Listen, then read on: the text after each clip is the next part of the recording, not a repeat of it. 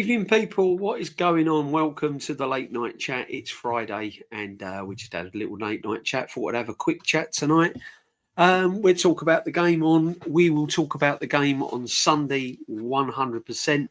What an absolute massive game coming up for Arsenal Football Club on Sunday. Big up the Prome that's in, big up Aces that's in, and Lux as well. Big up to you, my friend. So Sunday, people. Here we go. This is a game we cannot lose. We cannot lose. I would say that a draw is even a disaster. No excuses. A draw is not going to be good enough in a North London derby, considering what we've spent on this squad, considering how long the manager's been in charge. I'm not accepting a draw. I'm only accepting 3 points, people. Some people might turn around and say a draw is a good result. Not when you're at home. If you're chasing a title, you have to win your home games. Simple as that. And the fact that it's against Spurs makes it even more serious that we win. The lineup, I think it's going to be David Raya. Obviously, Timber at right back, it will be Saliba. Hincapié, for me, should be playing left-sided central defender. That's why we bought him. At the end of the day, he's a natural left-sided defender. There's no need to upset the apple cart and start moving players out of positions to fill that role. Put him in there, see what he can do. He's either going to sink or swim. He's either going to sink or swim. We will see the proper Hincapié tomorrow if he plays. If Mosquera plays, we'll see the proper Mosquera. Because I'm telling you now, I'm going to be real with you people. Spurs are not coming there for the fun day out. They're coming there to win that football match tomorrow. They're going to come there Sunday. They're going to come on Sunday and they're going to want to win. They're going to want to take all 3 points. And rightly so. Team's unbeaten away from home all season. There is no reason why this team cannot take 3 points against us. You know, we've got our main man missing in the defence.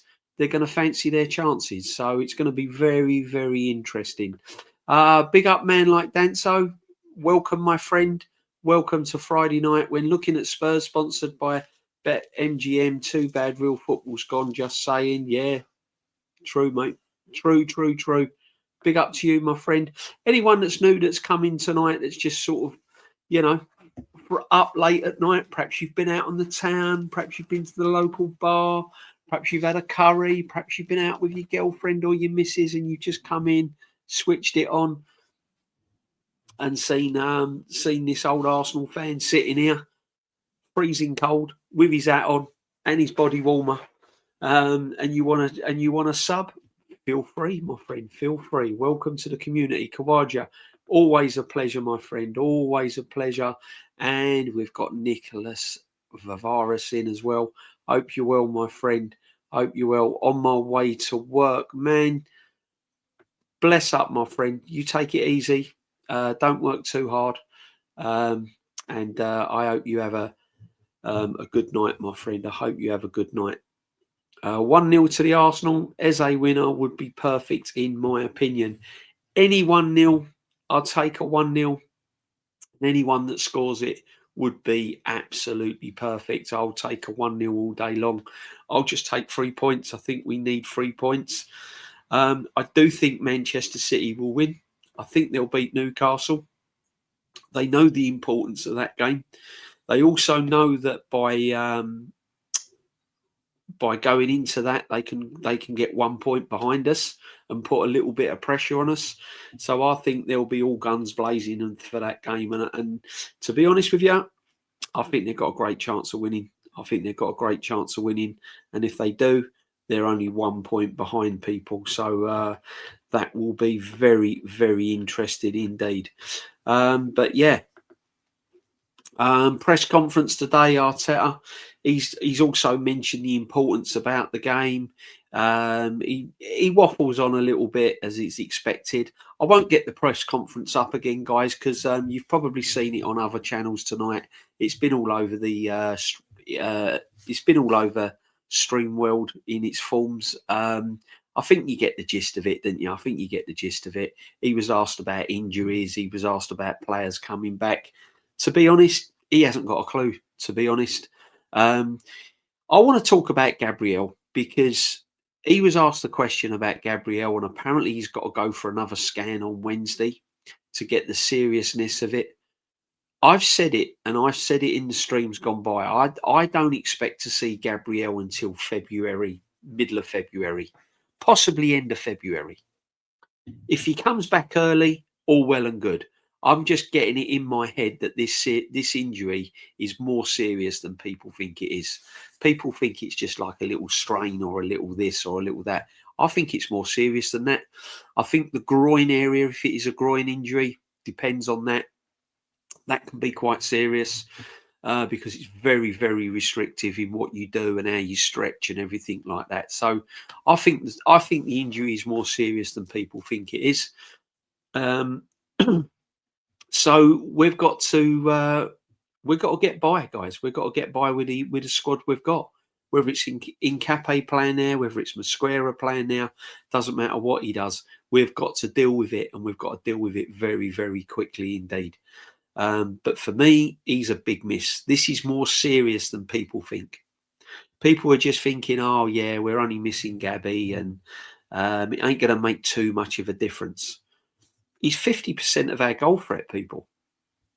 He's 50% of our goal threat. Gabby is our main goal threat at set pieces and corners, and that's where most of our goals come from. And he's not there. He's not only that, it's his leader qualities on the pitch as well. His leadership skills on the pitch. We're going to miss that. We're going to miss his organisation skills. We're going to miss players play with confidence when Gabby's on top form. We saw it with Tony Adams back in the day. When Tony Adams was out there playing, the whole midfield looked more solid. Players around him looked more solid. Everyone was confident. Everyone wanted the ball. When you haven't got your top defender there, it sometimes puts doubt in your mind. And sometimes it can, it can unsettle the team. So it's going to be really, really interesting how we line up on Sunday without him. It really is. We've got to get our final third into motion. I think that's got to show a little bit in attack. I think we've been a bit laboured in the final third. I think we've been a bit bitty. I think it's been a little bit like, been a bit uncreative. So we've got to really make a statement on Sunday because we've got some big, big games coming up. 2-0 Arsenal, just 1-0. Big up Icy Spicy, how you doing? All good, all good. I hope everything's all okay and you're all nice and safe, my friend. Excellent stuff. Thank you for joining me tonight. 10 away from 2 point. Yeah, not far. We're getting out. We're moving up. We're moving up. We're moving up, people. We're moving up. We're not quite near the levels of 3K yet, but it's going in the right direction. No problem at all, which is good. It took about a month for me to heal from a groin strain. Yeah. And you probably don't even get the treatment that these top players get, but we'll have to wait and see. We'll have to wait and see. Apparently he's going for more scans on Wednesday, according to Mikel Arteta. They're going to scan him on Wednesday, and then they'll probably give us a rough date of return. As I said, I'm looking end of January, February. If he returns before then, happy days. But I'm always realistic. I'm always realistic, and then I can't see him coming back before then. We've still got a lot of players out. Odegaard is apparently been in training. Apparently he's up for selection tomorrow, Sunday. I keep saying tomorrow, people. Up for selection on Sunday. I think it's too early for Odegaard, to be honest. I think he needs a couple of minutes here and there. If he is fit on Sunday, just bring him on 10 minutes, 15 minutes, give him a run out, depending on the score. I wouldn't start him. It's too early. Don't rush him back. These are the mistakes we've made in the past. We've rushed players back, and by doing so, we've just inflicted more injuries on them. So it's really not worth it. It's really not worth it. Just let the players come in, give them some reserve matches, play them in the reserves, give them some time in there, and see how we go. There's no point rushing them back because then they'll drop again, and then they'll be out for even longer. So yeah, 10 likes. Cool. There's been about 10 in. I know there's other streams going on, people. So, as I said, don't expect massive numbers tonight. But yeah, I'm pleased. The people that are with me, welcome. Yeah. So Sunday, as I said, it's going to be tough. North London derbies always are. They're not normally pretty. I'd be honest with you. Over the years, I've not really seen fantastic North London derbies. I've seen some good ones, obviously. I've seen some good ones at White Hart Lane as well. The famous, the famous 5-1, the Liam Brady curler at the top corner. That was good. The Henry fantastic goal where we slapped them as well. But recently they've been a bit kind of reflected of the Premiership, to be honest. A lot of the games have been hit and miss. I don't think football's that exciting anyway. If I'm going to be brutally honest with you, I don't. You don't see many exciting games now. Most of the games that you see now are all kind of, how can I say? They're kind of they're like chess matches, aren't they? They're like very laboured and very slow, and you don't see many brilliant games now. I was watching some games on before I came live. I was watching some games on YouTube and just picking any random games. Really, I sort of like 1980s Arsenal v Liverpool, and some of the games I was watching was just incredible, and you just don't see them games anymore. It's sad, really, but it's the way it is, people. It's the way it is. But yeah, big up to the community. If you're new in here, make sure you are subbing and smash a like on the video as well. It does help the channel. But yeah, we've got some big fixtures coming up. I mean, it ain't just the Spurs game. We've then got Bayern Munich on Wednesday, which is going to be an interesting one. Bayern Munich has been absolutely brilliant lately. I was just having a little look at their current form, really. I mean, Bayern Munich's current form is pretty impressive. I'm really looking forward to the game on Wednesday. I've got to be honest. I do like Champions League nights, people. I do like a Champions League night, especially under the lights. I do enjoy it. And this fixture here is not going to disappoint. I really don't think it's going to disappoint. I think both teams will go for it, Wednesday, because what I'm thinking is that whoever gets the 3 points on Wednesday, they're pretty much through. You want to avoid the dreaded playoffs. That is what you definitely want to avoid. You don't want to be going around sniffing around playoffs, especially with our injury list. That is the last thing you want. Is do you know what I mean? You just don't need that. You just don't need that. Let's have a little look here. Yeah, I mean they're Bayern Munich.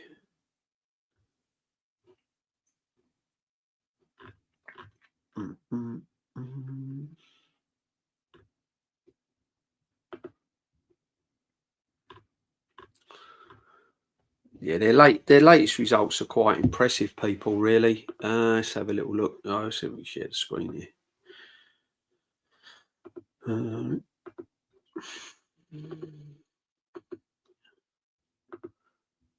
They're pretty laid back, these late night chats. Yeah, so look, here we go. Bayern Munich, Union Berlin 2-2. They beat Leverkusen 3-0. Then they beat Mönchengladbach 3-0. So they're scoring goals for fun. Frankfurt smashed 3-0. Werder Bremen, they smashed them 4-0. Hoffenheim smashed them 4-1. Yeah, and then 5-0 against Hamburg. I mean, their latest form is just crazy. And the amount of goals they're scoring is just ridiculous. It really is ridiculous. So, They are a dangerous, dangerous team. They're a massive team. They're a dangerous team. They've got some great players, and this is not going to be easy on Wednesday, people. This really isn't going to be easy on Wednesday, and we've got to be at it. It's not the sort of game you want. The North London derby before this one is not the ideal fixture that you really, really want. I would have liked Burnley at home. No disrespect to Burnley or anyone.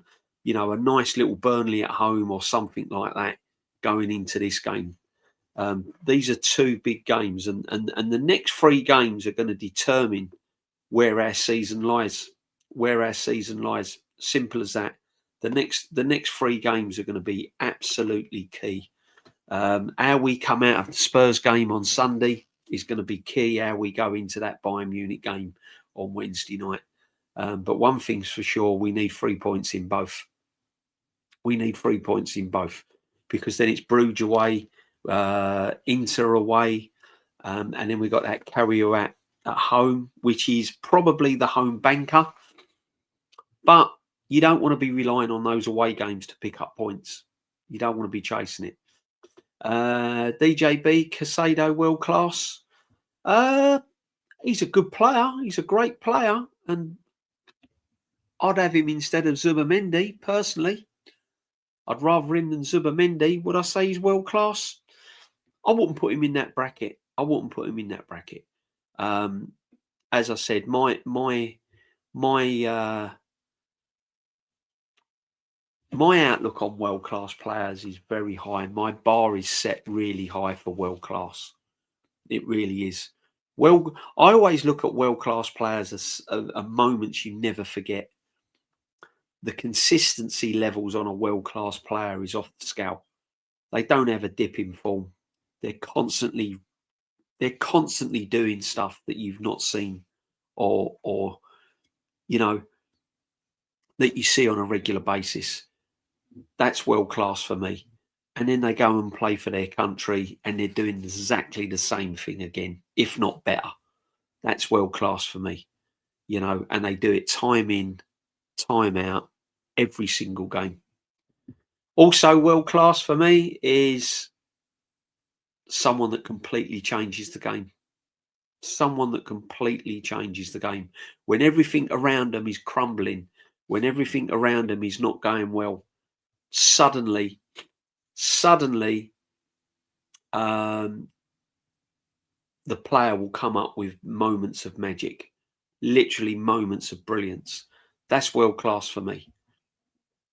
Players that don't hide behind other players, players that don't rely on other players to make them look better. World class players can play amongst players that are bang average and still perform. That is world class for me. Not players that do it in moments and do it just have a little sort of 10-minute spell there, a 5-minute spell there. World class is players that are bang on it all the time. You don't even sit on your seat when you're watching certain players. I've seen Zidane play, I've seen Pirlo play, I've seen all these players play live. I see Georgie Best in his latter years. Come on. These are players that are just jaw dropping. You just never seen anything like it. Seriously. Bergkamp when he's flying, Henry when he's flying, Batistuta, all these players, he's just class. The problem is there's a fine line between world class and brilliant and good players. Saka's a very, very good player. He's not world class. He's not world class. Don't even get me on the Jude Bellingham conversation, people.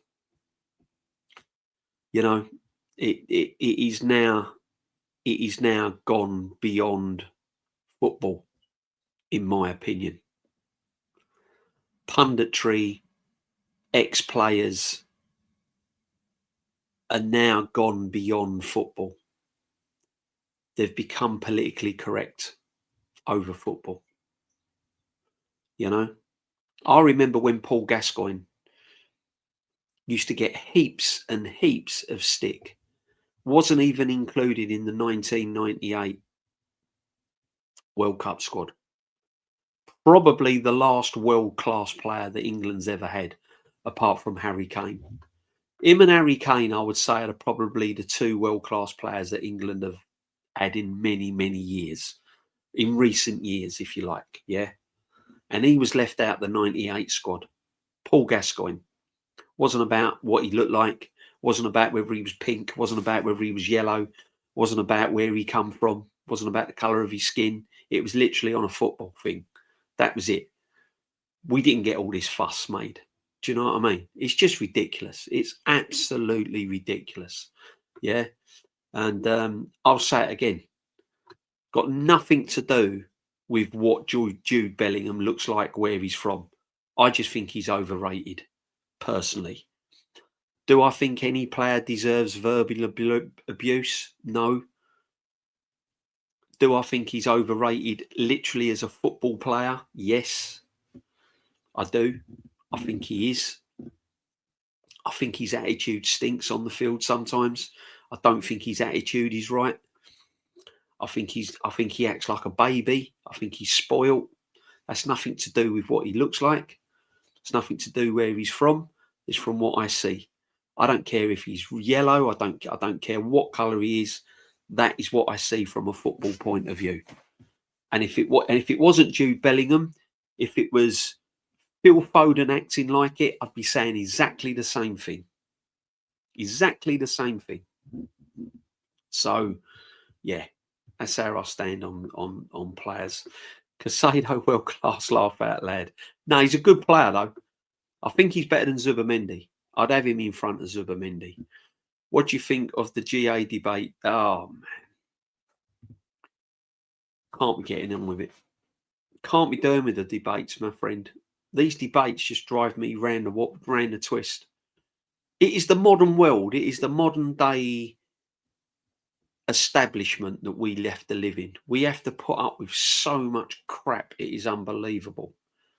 And it's stifling and it's boring and it's stupid. I never had this back in my day. Never had it. Never had it. I mean, early part. I don't condone any kind of personal stuff about wives, girlfriends, mums, parents, and all of that. That is something I just don't go down. I just don't do it. Right. I just look at the football point of view. I don't look at race. I don't look at colour. I don't look at religion. I don't look at anything. It's literally a football topic, and that is the problem. That is the problem. Football is used as a banner to get the point across to everything that's wrong in this society, and they use football as a tool to put their point across. And I don't agree with it. And I don't agree that sport in any should be mixed with politics. I don't think sport should be mixed with politics.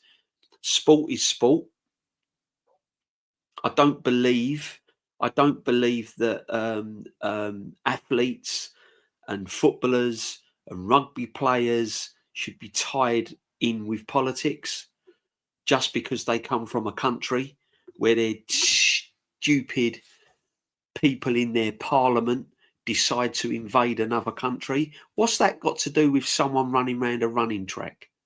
What's that got to do with an athlete? What's that got to do with a footballer? Just because some idiot in parliament has decided to invade another country. It's got nothing to do with the sportsman or sportswoman. It's sport. Keep it separate. It's nothing to do with it. This is the problem. A lot of people now they kind of wave the get the point across flag. Oh, let's get our point across. I know what, football is the biggest thing in the world that people watch. It's more globally, so we can make our political views now. No, it's football. It's solely football. 11 versus 11. men and women on a football pitch, and that's it. I don't hear it when I go to football. I mix with fans. I mix with all sorts of people at the football match on the terraces. You know, all sorts of race, everyone. I stand there, I have a coffee, I have a drink, I chat at half time. We talk about how players are playing. We don't talk about anything else. It's all football. That's what I love about going to football. It unites people around the world. It unites people together. When I go to Champions League games, where I sit in Champions League games, about 6 rows in front of us, we've got the away fans. We've got the corporate away fans. So I'm where I sit, about 7 or 8 rows in front.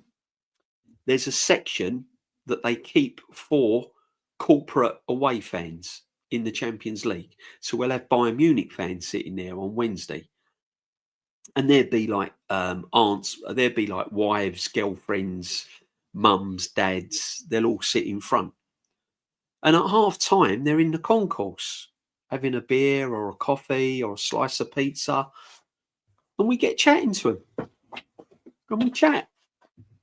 That's what it's all about. It's all peace and love. You know, that's what football should be about. You know, it's crazy. It's crazy. I mean, I love Ian Wright. I absolutely idolised Ian Wright.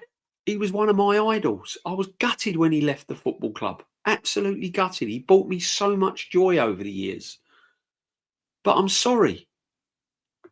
He's lauded up as if he's some sort of messiah in the punditry world. You know, just like, oh man.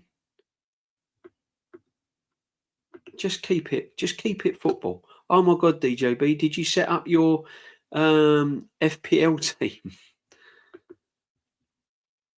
Please get the likes up, guys. FPL team.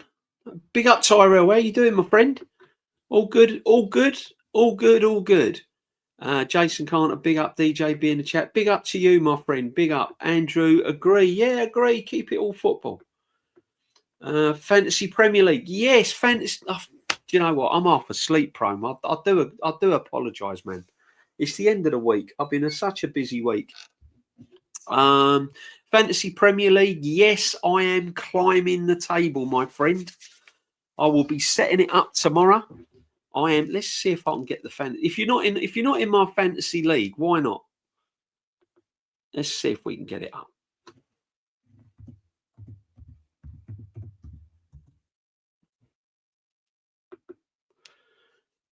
I am climbing the table, man. I'm telling you. I'm up there. I am climbing the table. I've had some good weeks in that fantasy league, you know. It's going to be a tough one to pick this week, though. It's going to be a tough one to pick this week, people. Leagues, general leagues. Where are we? Where are we? Pick a team. Where's me leagues, man?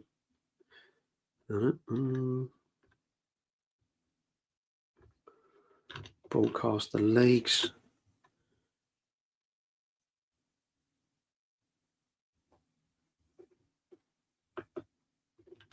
Yeah, look, Jam Boy's top. Jam Boy's top. Let's get it up, people. Let's get the fantasy league up. If you know Jam Boy, there we go. Here we go, Prome. Personally, I think the GA of the 80s, etc., and the 9, etc., was lower than today's footballers. Higher GA because they were more precise. Listen, mate. Assembled 80s and 90s football will knock spots off of football today.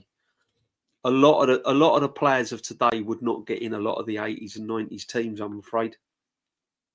Big up Johnny Dark, hope you well. Oh no, completely banned yet. I'm surviving my second account. Who knows for how long? Johnny, you're welcome here, my friend. You're welcome here. As I said, all points, and everyone's opinions are valid, and everyone's points and views. That's what the debate is. That's what the channel is. As long as it ain't personal, it's fine. Let's have a look at the fantasy league, people. If you're not in it, then get on the fantasy league. I've climbed the table a little bit.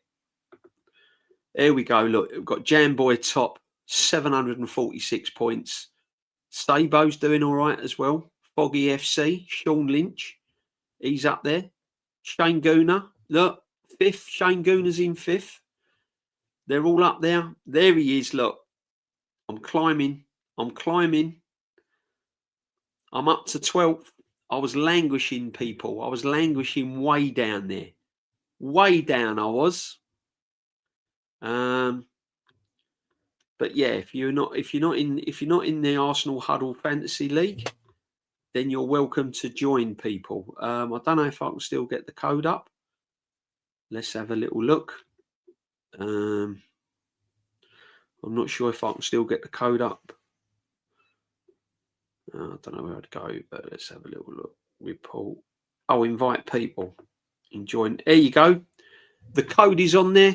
So if you're in the chat and you want to join the Fantasy League, you are more than welcome to join, people. There it is there, Q5X68A.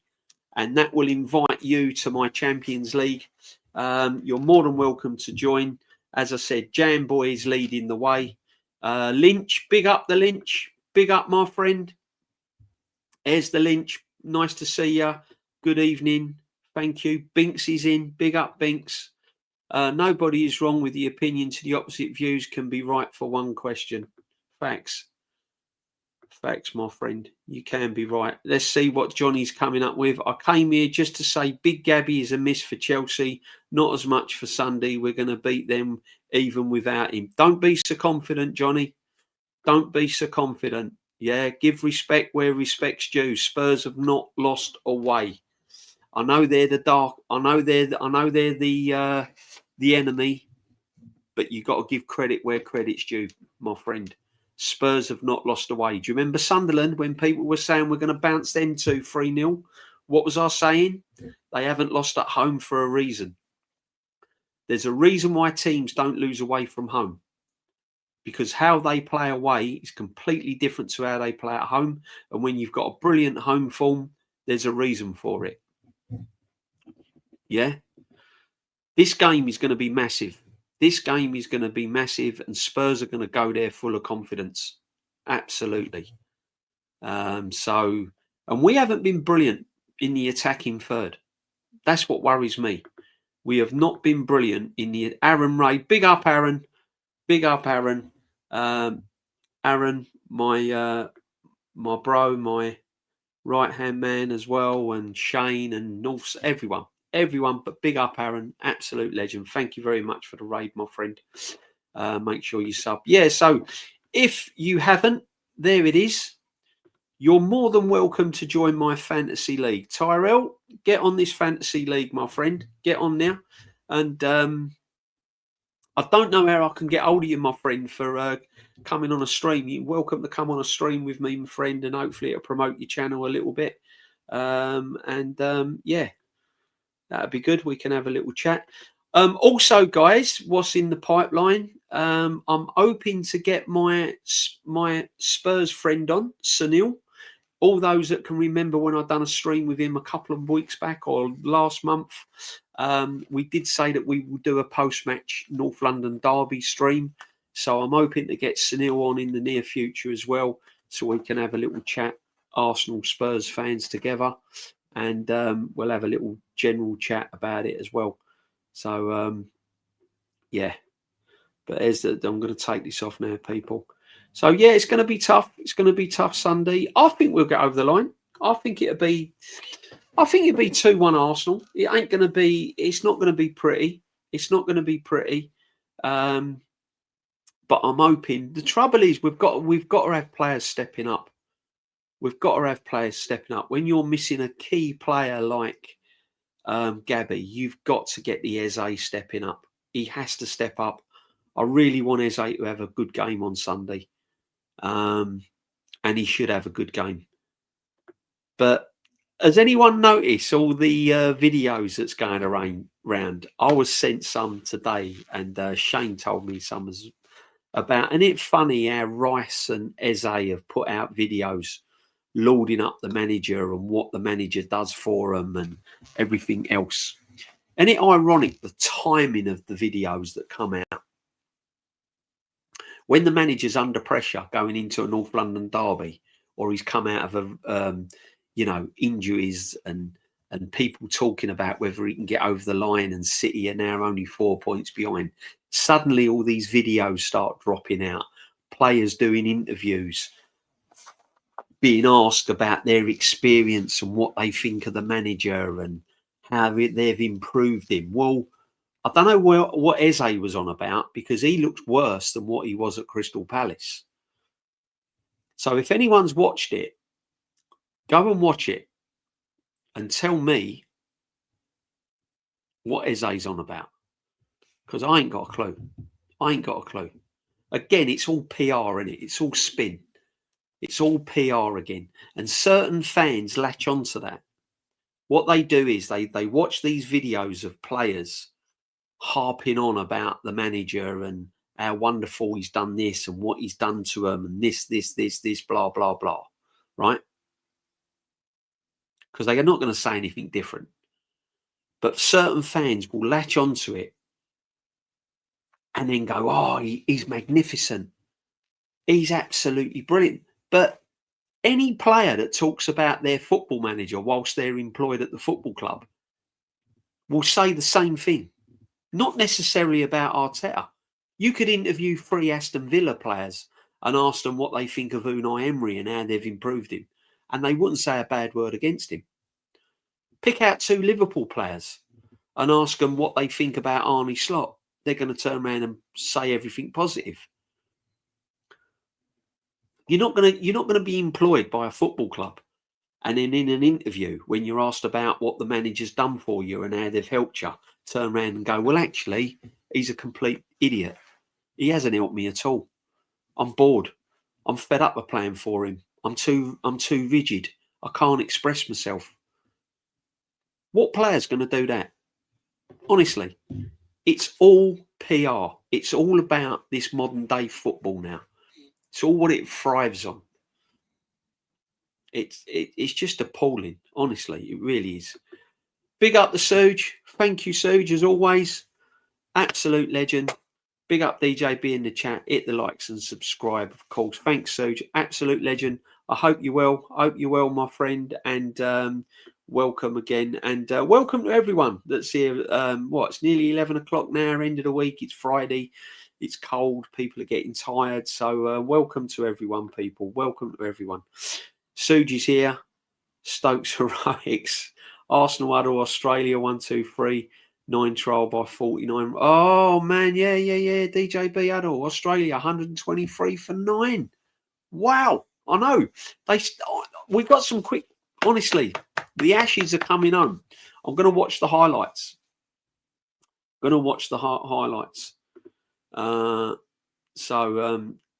trouble is, right, you know what England will do? We'll get Australia all out for like silly, like 180 or something like that. And then we'll collapse. You watch. We'll be like 20 for 3 or something stupid like that. I am tuning in. I'm going to watch some cricket after this, people. I do love my cricket. But yeah, that's a big Ashes. But you just said Spurs don't lose away. Yeah, I know, but I think they will tomorrow. I think they will Sunday.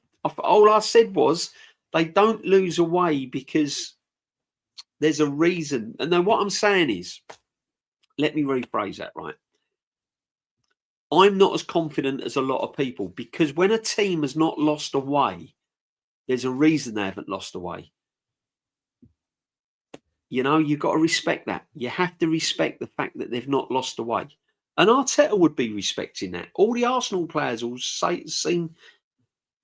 saying the same thing. You've got to show them respect because they haven't lost away from home.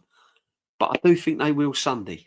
I do think we'll win Sunday, my friend. I really do.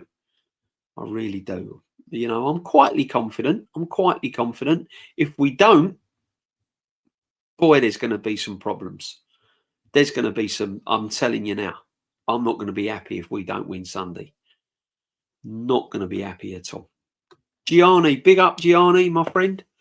Hope you're well. I hope you're well. All come over from Aaron's. Thank you very much. I hope you enjoyed the show with Aaron. I did tune in. I did have a little look. He was on there, Gianni. I'm going to get you on. Gianni, while you're here, I'm going to get your details off of Aaron or Shane, and we'll hook up. We'll do a stream, my friend, around Christmas time. In December, we'll do a little stream. We'll have a little chat. What I'd like to do, I'd have a little chat about how just in general, just have a little chat. How you got onto the Arsenal and everything as well. So yeah, big up Gianni, my friend. Big up. Lux is in. I hope you're well, Lux. Arsenal are a complete PR machine. Club has become so embarrassing. Yeah, I think Arsenal are one of the worst, to be honest. A lot of clubs are like it now. A lot of clubs are like it. Do you know what gets me? Bang average people get on the bandwagon of football clubs. Who's that geezer? What about that guy that goes around in that golf buggy and goes around the training ground with an Arsenal player next to him? Do you know what I mean? What is all that about? How do these people get on? How do these people get in? Look at some of the people that get in the press conferences at Arsenal and the questions they asked. Do you know? Even Arteta looks at them and goes, "Really? You asking me a question like that? What's the matter with you?" It is all manuscript. It is all basically kind of you're going to go in this press conference, but you can't say this, you can't mention that, and you're not allowed to mention that. Right? You got to keep it short, keep it sweet. Don't mention anything about what's going on, blah blah blah. Right? And this is where they're told, okay, yeah, no problem. No problem. Both teams need to win. A defeat for either team could send either team into a tailspin, and a draw does. No, I agree, the assembled, 100%. I agree. And that's why it's going to be a tough game, because they both need a win. If Spurs win, they've gone back up. They're up there, aren't they? They're up there. We have got to win. And if Man City beat Newcastle, boy, the pressure's on. The pressure is on big time. Absolute big time. I'll take a 1-0. Yeah, I'll take a 1-0 all day long. 1-0, scruffy, penalty, don't care. Don't care. Long as I'm walking to the station with 3 points in my pocket, I don't care how we get there. I don't care. I really don't care. I'd like to see some good football though. Because at the end of the day, I want to be entertained. And I've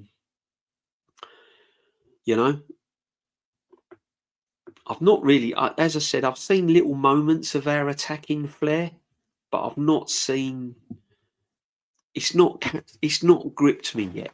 I'm not gripped yet with our attacking threat. I've seen little bits and pieces. I want to see it all put together now. I want to see us flowing freely. Yeah. I'd love to bang them about 3 or 4-0, but I just can't see it. I just can't see it.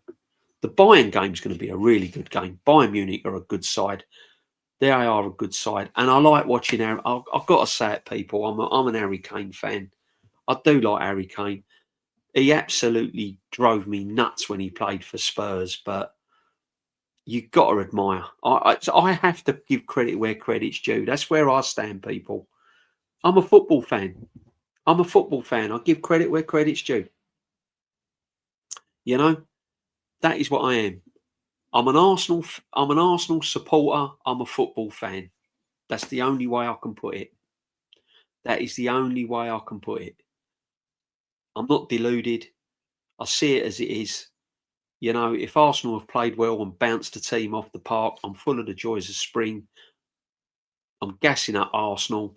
If Arsenal get beat fair and square, then I'll give credit to the other team. That is me. You know, That is how I am. The Rice interview was weird. The protection for this manager is a cult-like. Jason, you said it there, brother. You said it there, my brother. It is absolute madness. Madness. Didn't get it back in the day, did you? When did you ever see Patrick Vieira sat in an interview room to spoke, or Paul Merson or David Rocastle, man like this, Liam Brady's and Frank Stapleton's, and you just didn't hear of it, didn't see it. This guy, honestly, can you imagine the embarrassment if we don't win anything this season? Can you imagine? Can you imagine the banter this football club will get? And it's the fan base that has caused it, because there's a fan base out there that can't see any other football team, any other football player, other than someone wearing a red and white shirt with the Emirates on across it. Everyone else don't exist. Nothing else exists. We're the best team in the world. We've got the best players in the world. We've got the best manager in the world, best stadium in the world, best dog in the world, best statues, best merch, best badges, best hats, best scarves, best food, best beer, everything. Everything. So if we don't win nothing, we have to take the criticism. We have to take it. And if anyone is still backing their manager when we are taking so much stick from other fans, then you're to blame. You're worse. You're worse. Sorry. ATA raid. Thank you very much for your raids. Thank you, guys. Bless up to ATA. Big up, my friends. Aaron talks Arsenal raid. Absolutely bang on. Big up to Aaron. Make sure you go and sub to him as well. Gargantuan up to all the Arsenal fans and all the Arteta sexuals far and wide. Those players are just told to do stuff and they do it. They do lots of silly gigs for the club. Exactly, Binks. Exactly. If you're getting paid stupid amount of wages from this football club, which most of the Arsenal players are, let's be honest, they're not there because of Arteta. They're there because of the money. When you've come from a club where you're getting 40,000 a week and suddenly your wages are 150,000 a week, you're going to say whatever the club wants you to say. I would. If I was playing at Brighton and Arsenal and I was on 30,000 a week, and then I went to Arsenal and suddenly I was on 180 grand a week, and then I went into a room with a reporter and they said, I'm going to ask you a few questions on the manager. Yeah, bring it on. What do you think of the manager? Oh, he's fantastic. Oh, he's improved me immense. I didn't think I could run so fast until I met Arteta. He's brilliant. His training methods to detail. Oh, fantastic. Then you're going to walk out of there and you're going to go, no, not really. But 180 grand, you know what I mean? What else are you going to say? What else are you going to say? It's cringing, isn't it? If you go and watch what Eze and Rice is saying, it is absolutely cringing. It really is. Oh, man. Crazy. Top Gooners always paint the worst case scenario that make Arteta look like a hero. Yeah, well, let's see what this hero can do on Sunday, shall we? I'll go game by game with him. That's all I do. People say to me, do you reckon we'll get 89 points, 90 odd points? Because that's what they reckon is the magic figure that's going to win the league. They reckon about 89 points, 91 points will win the Premiership, right? And they say to me, do you think we'll get it? I go, I don't know. I say to them, I don't know. I honestly don't know. I can't tell you. What, with the squad we've got? No, I can't. Why is that then? Because we've still got Arteta in charge. I don't know where. I don't know. I just go game by game. We're playing Spurs Sunday. Let's see what we can do. That is me. Then we move on to Bayern Munich. Then we go play Chelsea away. That is what I do. I can't look ahead at this manager and this football team. I don't know who's going to get injured on Sunday. Because I tell you now, if Declan Rice gets injured or Timber gets injured, we're finished. We're finished. You're going into Chelsea away with Norgard and Zubamendi in midfield. You're playing Ben White at right back. That's the lineup. That's the reality. People don't want to look at it. But that is the reality. We've already lost Gabriel Magalhaes. Yeah, but Odegaard's coming back. What's the point of Odegaard coming back if Declan Rice is injured? This is what I mean. We're 2 injuries away from disaster, people. People don't realise.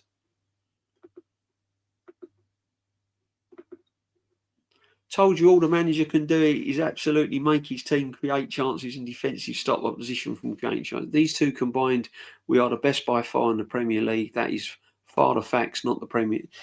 We're not. We're not creating loads of chances, though, are we? We're not. You take away the set. Take away the set pieces this season. We wouldn't be top of the league. You take away with the goals we've scored from corners and free kicks, we wouldn't be top of the league. That's a fact. Where's all this creativeness? I sit there and watch it live, Johnny. I watch it live from my seat.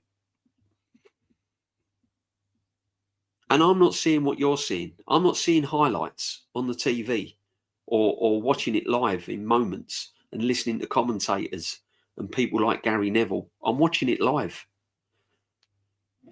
And I'm not seeing it. I'm not seeing this free-flowing attacking football and loads of chances being created. So, I'm sorry, I disagree. On this occasion, I disagree.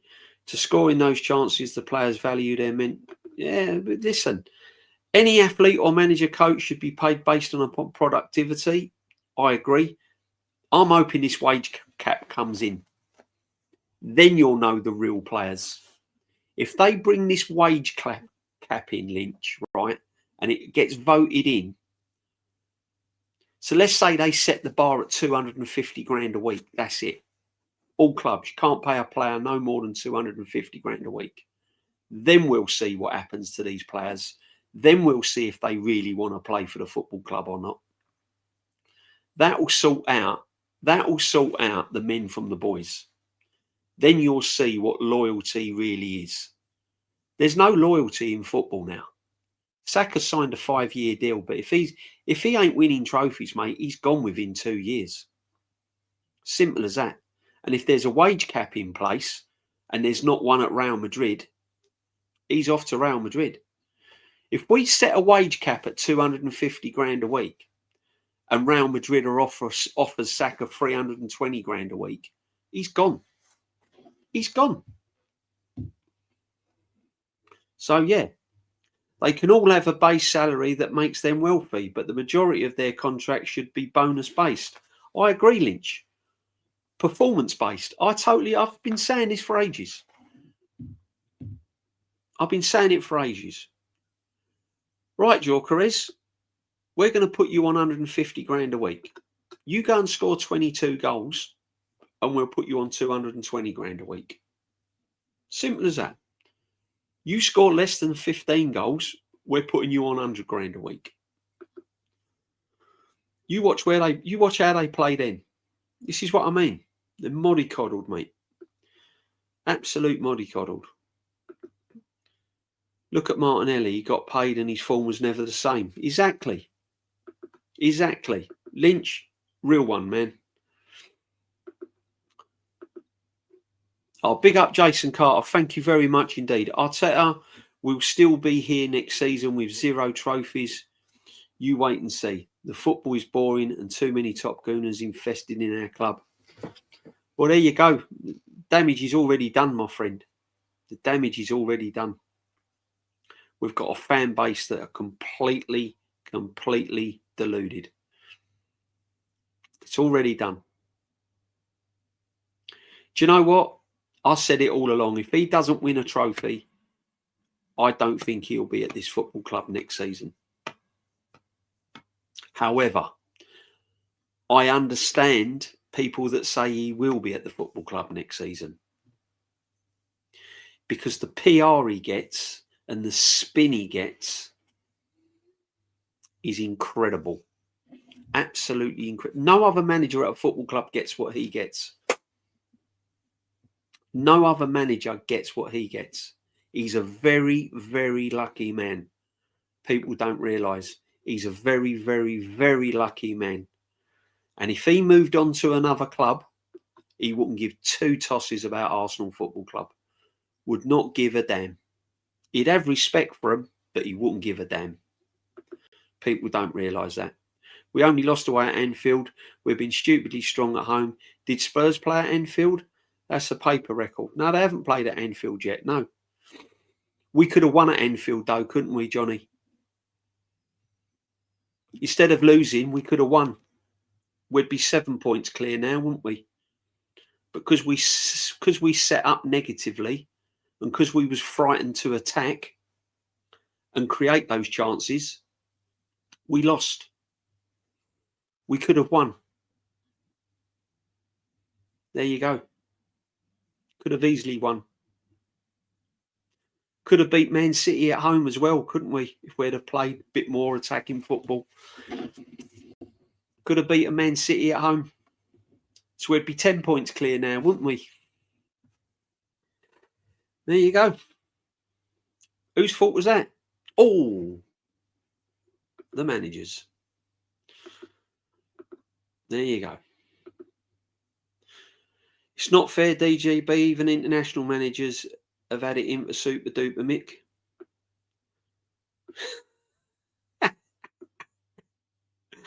Oh dear, Arteta versus the world, apparently. Yeah, I know. Bless him.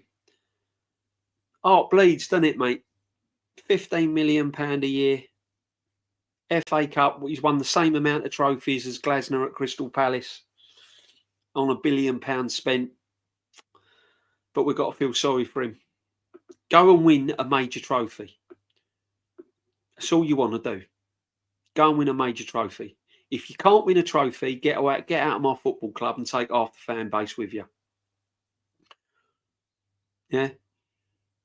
Like that, bringing attack balloons and written the card. What the fuck is this in the press conferences? His press conference, I mean, you've probably all seen his press conference on other streams, man. I mean, I'll get it up if you want me to, but I can't read it. I can't read it. I'd sooner read the Beano or the Dandy. Seriously. I'd sooner read the Sun newspaper. I can't read it. I don't want to listen to his waffle. I want to see football. I want to see him go and slap up Spurs. I want to see his in-game management improve and not like the dross against Sunderland. I will never criticise people who love the club and offer their open heart, not their reached hated. There's not such a thing as toxic positivity. No, there's such a thing as deluded positivity. As I said to you before, you can be positive and realistic, or you can be positive and damn right stupid. And I'm sorry, a lot of the fan base are positive and absolutely deluded and damn right stupid. You ask them about any history of the football club, they wouldn't have a clue. When we were great, half of these fans were only about 5 years old, don't even remember it. So Arteta is the best thing they've ever had. Keep it short and sweet, 100. Terry Tibbs, that guy's proper end. Big up everyone in the chat. Big up for joining me on a Friday. Can you do us a favour and slap a like on it, please? It does help. It does help. It does help indeed. Someone tell David Raya to stay in goal. He's going to get caught one day. He'll get caught one day. I like David Raya as a goalkeeper. I really do like him as a goalkeeper. His body language annoys me sometimes, though, because he thinks he's absolutely fantastic, doesn't he? A lot of these players don't realise how lucky they are playing for Arsenal. They really don't. They really don't. It's an absolute fantastic club. Stop coming out with your goal. Have some basic common sense. Exactly. We won't get good football under this manager. Well, it hasn't been really, has it? Let's be honest. 22-23 season, I was quite impressed, but it's all gone downhill. When I saw Bab the Ripper, I was thinking, is this the press conference or an 8-year-old birthday party? I hate Harry Kane and I hate England only because of Harry Kane. Really? Really? The day he doesn't get called to England, which will be soon, is the day he'll be 100% behind England. I'm sorry, man. You can't hate England just because of Harry Kane. Without Harry Kane, there'd be no England. I'm telling you, we wouldn't have qualified for half the things we qualified for. That's madness. See, the thing is, right, you're back Arteta, who's won nothing,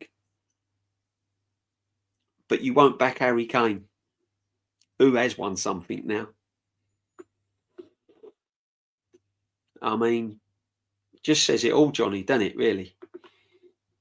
Frimmy is the guy who drives a golf. Yeah, man, Frimmy, that's him. That's him. Proves out. See how much I take notice of all this crap. I don't watch it. I've got no social media, and I'm so glad I've got no social media. It's a scourge on society. It's an absolute scourge. I hate it. I absolutely hate it. The day I joined Facebook once, right, years ago, and all I was getting was people out snapping, taking photos of their dinner and glasses of wine and selfies. Do you know what I mean? And like, oh, look at me, I'm on the beach and I'm doing this and I'm this and I'm that. Oh, look at this lovely dinner I've got, or taking a picture of them eating a burger or something. I'm thinking, really? What do I want this for? You know, Frimmy, that's him. How did he get the gig? Suge, how did he get the gig? Seriously. What university did he go to get that gig? There's people out there working their nuts off, don't even get a gig like that. Crazy, crazy. I know these influence clubs let so sad. It is, man. You too, DJB. Hope you're doing well. Sorry to hear about something happened to your Yeah, big up, my friend. Big up, my friend. Oh, it's all going to be good. It's all good, my friend. We keep it going. Jason Carter, 5'9", always been getting worse. Without your Arsenal hat on, what team, in your opinion, is the best team you've ever seen?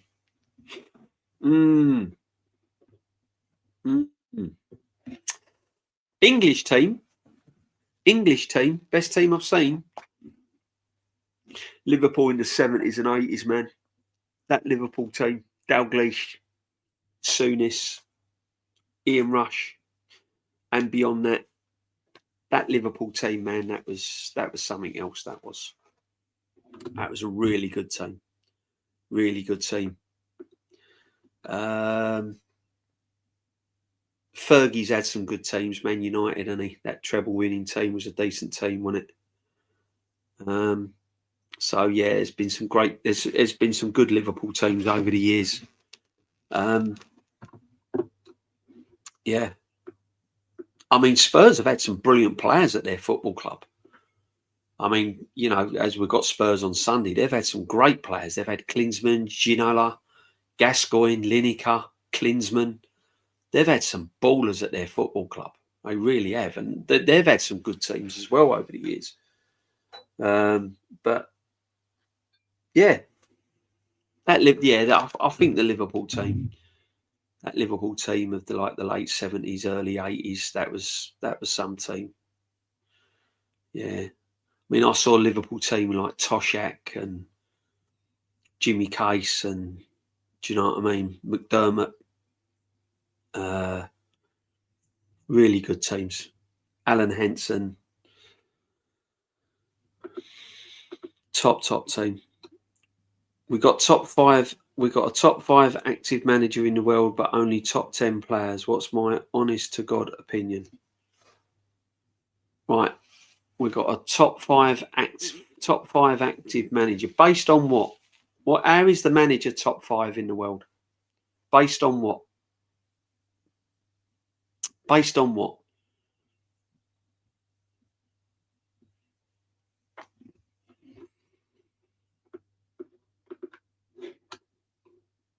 Here we go.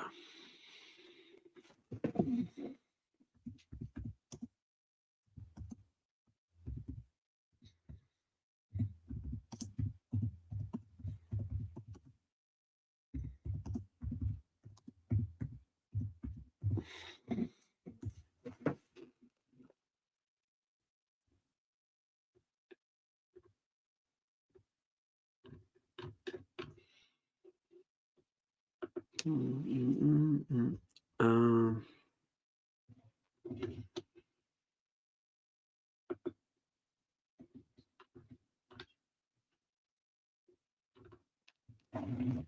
yeah. Our advantage is that we get a lot of them 10 players, even as a squad. That's our advantage. Well, we'll see, won't it? I think you were saying last season we'd win the league, weren't you, Johnny? What happened now? I don't know what happened there. Arteta, the Tim Henman of the bottle jobs of the elite level, Arteta Henman here at the Emirates. Big up Michael Thomas. Great name, my friend. Great name. How can you be top 5 manager in the world when you haven't won anything? Because he looks nice and he comes out with the right stuff. When he talks, that's what does it. That's what I was told backstage by someone. I asked him the question. I won't mention his name. Yeah. But the words he said to me was, I like his charisma. I like the way he comes across. I like the way he talks. I like the way he looks. I like the way he conducts himself. Yeah, but what about his team and the way he coaches? And what about him winning trophies? Oh, that'll come. This year, next year, when? It'll be a dark day when Arteta leaves. What, you don't think there'll be another manager that can come in then? Are you frightened of change? He's everything Arsenal's all about. That's disrespecting its history then, isn't it, really? It's ridiculous. Absolutely ridiculous. Players are the bottle jobs, mate. All managers can do, mate, play football. No, buck stops at the manager, Johnny, whether you like it or not. Told you that before. Whether you like it before. Players don't get the sack, managers get the sack. The buck stops at the manager. When them players cross that white line, it's down to them how they play, but the buck stops at the manager. It all comes back to the football manager. Keep telling people this. People don't realise. Comes back to the football manager. Man like Saka won't get the sack, will he? Eze ain't going to get the sack if we don't win anything. Saliba's not going to get the sack if we don't win anything. The manager gets the sack. Why? Because he's in charge. He picks the team. He picks the coaching sessions. He picks the tactics. He motivates the players.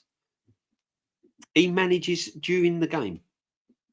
He gives the half-time team talk. It's the manager. He's the one that will get the sack if we don't win anything. Arsenal not winning the Champions League is like when you rock up at the restaurant and you don't have a booking, so they sit you on the next to the bathroom. Everyone laughs. I said it yesterday, didn't I? It's like the wedding. You know, the wedding, like if you don't win the Champions League, it's like going to the wedding, isn't it? And you're looking for your name and you're not on the top table. You've got the top table and it's got the bride, the groom, nans, granddads, brothers, sisters, best man. And you're looking around and you go, where am I sitting? And they go over there in the corner by the toilet. That's Arsenal in the Champions League, isn't it? We're Arsenal. Yeah, you can't sit here. Why not? Because you ain't won it. Oh, where do we sit? Sit where you like. You ain't sitting here. You ain't won it. Nottingham Forest. Yeah, sit over there. Aston Villa. Yeah, sit over there. Man United. Sit there. Liverpool. Sit there. Yeah. Porto. Sit there. No problem. Where do I sit then? Well, you can't sit down. You ain't won it. Champions League is absolutely horrendous. Our Champions League for Arsenal Football Club is horrendous. I'm sorry. I was saying, right, Carabao Cup or FA Cup, but do you know what? I'm giving Arteta an easy ride there. No, for me, Premiership or Champions League. You've had long enough. You've had enough money. Go and win the Champions League or the Premiership. If you can't win them two trophies, get out of the football club. I'll be gassed that we win a Carabao Cup. I'll be happy that we win an FA Cup because I just want a trophy. But for me, you've been at the club long enough now. Go and win me something big. You've given it all the mouth. You've come up with a dribble in the press conferences. You've bought your players. You've had your money. Go and win me Champions League or the Premiership. If you can't win that, get out. Simple as that. I've had enough of it. I've had enough of all the crap. The stuff I've earned this week, I tell you, I was pretty level-headed, but now I've had enough of it. I've had enough of the crap. Arteta will still be here next season. Yeah, I hope not, my friend. If he doesn't win anything, he's gone. Simple as that. He's gone. We will have to win trophies now anyway, in spite of what our football philosophy is. So no point arguing too much. We're not arguing, my friend. We're not arguing. We're just having a debate. Surely, Johnny, right? Listen, right? Surely you would agree that when you've been in situ for 6 years and you've had over £1 billion and you've had a free roll and whatever you want you've had, right? And you win nothing, you are telling me that this manager deserves another 2 or 3 years. You wouldn't sack him. If you had a company, right, and you employed a manager to run that company and you paid him thousands and thousands of pounds a year and the company was making a loss every single year, but every time you spoke to him in the office, he came across really good and he came across with all these words and he looked good and people liked him, you'd keep him at your company when you're losing thousands of pounds? If you say you owned a restaurant and he was your manager of the restaurant and it's losing money, but he comes across good, he looks good and people like him, you'd keep him at your restaurant, would you? No, you'd sack him, wouldn't you? Let's be honest. You'd sack him.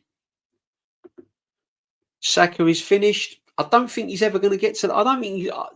Me personally, Prime, I said this the other day. I was chatting to someone the other day about Saka, right? I think he's reached his level. I don't think he can go any higher. I think the level he's at now is about the best you're going to see from Saka. I don't think he's going to excel any higher. He's like the speedo in a car, isn't he? Do you know what I mean? Or it's like, you know, these vans and lorries that are set at 60 mile an hour and they can't go over 60 mile an hour. I think Saka's at that level. I think he's reached his. That's it. You're still going to get brilliant moments from him, and you're going to get some really good performances from him. And he's still a very, very good player. But I don't think he's that. I don't think he can go any higher. I think he's reached his level. I think he'll start going downhill from now on. So I think if we can sell him in 3 years' time, I think we'd have had the best out of him. We see it with Liam Brady, didn't we? And then he went to Sampdoria and that. We've seen it with players, you know. It's finding the right time to let them go. It's getting the best out of them and then thinking, can they go any further? I reckon another 2 seasons and that's it from Saka. I don't think you're seeing much of an improvement. I think his England performances will be better than his Arsenal ones. I think under Tuchel, Saka will excel better. He'll play better for England than he does for Arsenal. That's what I believe. Again, that's only my belief. That's only my opinion. But I've seen a lot of football over the years and I've seen it happen to a lot of players. Jason, 100% success. Arteta will try and play Calafiori. Yeah, he'll try and play Calafiori. He don't trust his bench. He don't trust his depth, does he? There's still a lot of players he doesn't trust at the football club. He's not as gassed about his squad as a lot of the fans are. Yeah, he don't really trust Norgard. He don't trust Wanyeri. He definitely don't. He don't trust Dowman. Do you know what I mean? We hate Top Gooners. Screw loose. Top Gooners pay for those tickets, mate. That buys players for teams. Unfortunately, a lot of Top Gooners don't go Arsenal. Not where I sit. A lot of realistic Gooners go where I sit. They see it as it is.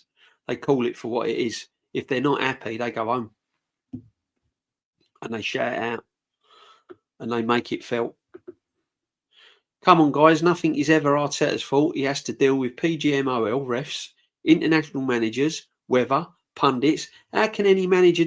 I know, mate. He's got Terry. He's got to have therapy, mate.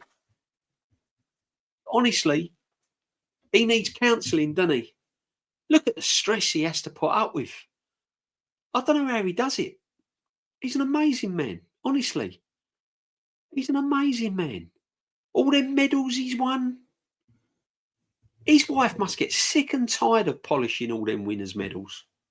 Can you imagine it? I bet she comes down every morning. Oh, look, all these medals again. I've got to polish all these now.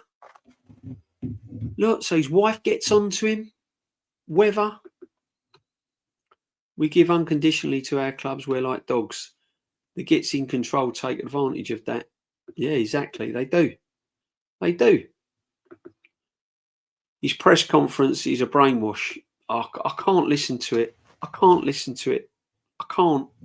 I really can't. It's bad enough having to watch him on the touchline. Slap the like. Come on, Lynch. Get the likes up, my friends. People, come on. 8 wins and 2 draws. Yeah, quality. Got a big month coming up. DJB, I wanted Arteta sack at the end of last season. So did I, my friend. I thought last season was his last. I ain't kidding you. I was really surprised. I was really surprised when he rocked up this season. I said it before. I thought the squad was good enough to win a Carabao Cup or an FA Cup last year. If you've come runners up 2 years running, law of averages, you've got to win a cup in your third knockings, haven't you? You've come runners up 2 years running, and then he went into last season on the back of those 2 seasons. Minimum Carabao Cup, minimum, and he wins nothing. The Champions League got him out of jail last season. Those 2 free kicks from Declan Rice saved him his job. You can gloss it, you can look at it any way you want. If Declan Rice hadn't have slapped those 2 free kicks in, and we hadn't have had that brilliant night against Bayern Munich, this manager may have lost his job. It was the Champions League that saved him.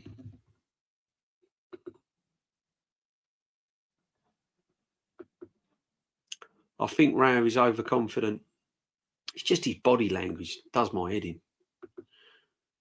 You're right, DJB. I don't hate England, but the only thing that makes me feel bad when England wins is Harry Kane. I'm a Romanian, my dude, not a British lad. Oh, okay, my friend. No worries. No obligation to England. That's fine. That's fine. No, that's fine. You listen. You can hate England. I mean, if you're Romanian and you hate England, that's fine. It's not a problem. Ain't a problem. But Harry Kane, listen, you got to give respect where respect's due, man. Harry Kane's a brilliant player. Harry Kane, his records speak for itself. That's what you got to go on. Look at the football side of it rather than the person. Do you know what I mean? He's a brilliant player. I'm not a lover of Alan Shearer. Alan Shearer was a nasty, horrible player. But you have to put respect on Alan Shearer. Wayne Rooney, another one. You know, you have to give respect. If you like football and you love football, you have to give credit where credit's due on some of these players. Big up, Jason. The Arsenal, us holder heads, love died in 2019. Yeah, I mean, listen, when he first come to the club, I was prepared to give him a go, and then he won the FA Cup, and then he started doing madness. Then he was like a Bamiyang. He didn't handle that very well. Then he got rid of Guendouzi, who I thought was a good player. Um, then I was listening to him in press conferences. Then we had that year where we finished 8th. Then we had that time where we was bottom of the league and Spurs were top, and then he bottled that 8-point lead. And oh man, and it was just like, I'm like thinking, no, I don't think he's the right man for the job. I really don't. Barcelona, Ronaldo, peak, and Messi, 18 years of old, best team in human history. They had still Busquets and Iniesta. Midfield makes a great team. If Arsenal's midfield performs, yeah, exactly. I mean, you're talking players there, though. We ain't got players in midfield of that level. I mean, Ronaldinho. I mean, he was a freak of nature. He was a freak of nature. I'll put him as one of the best players I've ever seen. He's up there with one of the best players I've ever seen play football. What he done on a football pitch was just madness. Mad. Whenever you want to go show, we'll let know. Yeah, big up, my friend. 100% Tyrell. I went to Italy in 1990 World Cup. They were anti-Manchester United then. What the fuck? Oh, man. Big up, my friend. Gooners Therapy. Big up. How you doing? Hope you're well. All good, my friend. No idea, Frimmy and Sharky. Also, the show on YouTube, guessing the former players. They have Sharky for his YouTube frame, and Sharky gets. Yeah, I don't get all this. I don't get. It's like Arsenal showing all of the training videos and this Frimmy guy, and the PR around the club is just absolutely. It's just horrendous, isn't it? It's horrendous. It really is. It really is. I mean, guessing the former players. I mean, come on, man. Sharky for his YouTube fame, and Sharky gets access to all the Arsenal. Yeah, wouldn't surprise me. Wouldn't surprise me. Top 5 wafflers certain. Top 3 in the Prem. That's for sure. What we talking about? Arteta, the top 3 manager in the Prem. I mean, who's he competing with? Who's he competing with? Other than Arnie Stott and Pep, I'd say Glasner's not a bad manager, to be honest. His record is pretty decent before he even went to Crystal Palace. So Unai Emery's record in Europe is far better than Arteta's. Far better. Look what Unai Emery's done in Europe. Knocked spots off of Arteta.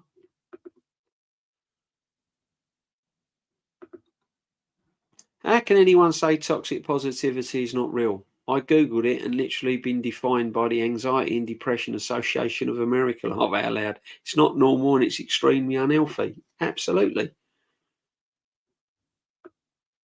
Absolutely. I went Sweden in 92 Euro. See me in green top and we scored against Sweden. See on TV. Oh, fantastic, my friend. Big up to you. I'd like to go to that World Cup in the USA. I really would. The tickets are astronomical. I'm speaking to the old Southern Gooner, right? He says it's absolute madness what they're charging. I mean, crazy settings. Crazy.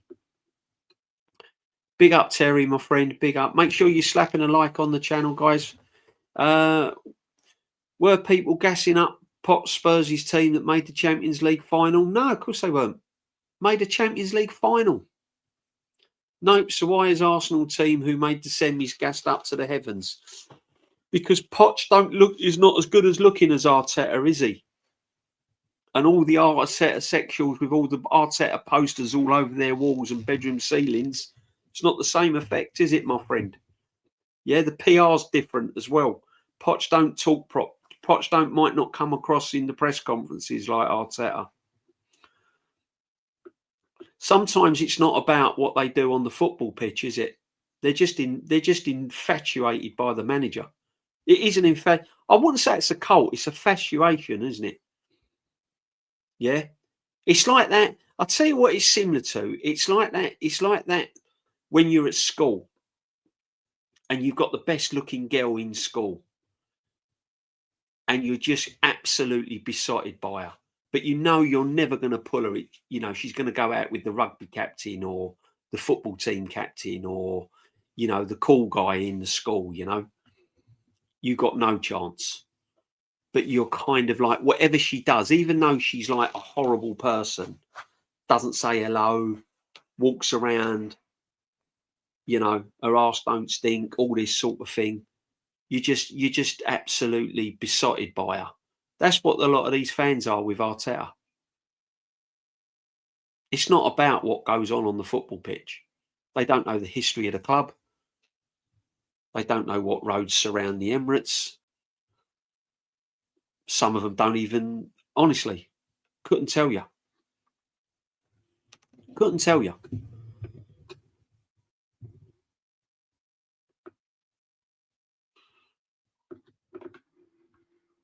They're just completely. And that's what gets me. What really, I haven't got a problem with fans that want the manager to stay. I have a problem with the fact that they just don't see anything wrong. There's nothing wrong. The substitutions he made against Sunderland was fine. Stacker was knackered, blowing out of his backside. Rice was completely gone. We're winning 2-1. We've got them on the ropes. The crowd are quiet. We're getting 3 points. We're getting across the line. And he brings on one defender. And straight away, Sunderland went, hang on a minute. They're a bit frightened of us. They're bringing on a defender. Let's go for it. We was expected to lose anyway. And then they go and score. And then we was on the back foot. That's the manager.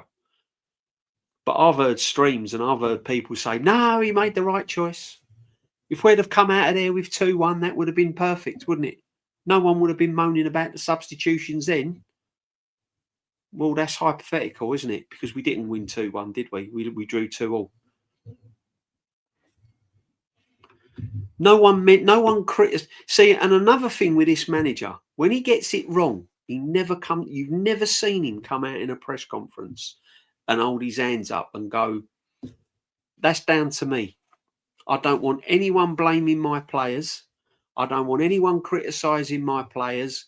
That is solely down to me. I'm taking the blame for that. Never. I've heard Pep do it countless of times. I've heard Arne Slot do it. I've heard Unai Emery do it. I've heard loads of managers do it. Thomas Frank I've heard do it when he was at Brentford. This manager never takes accountability for any of his actions or faults or anything. Never. You never see him come out in a press conference. He'll blame the ball. He'll blame PGMOL. He'll blame injuries.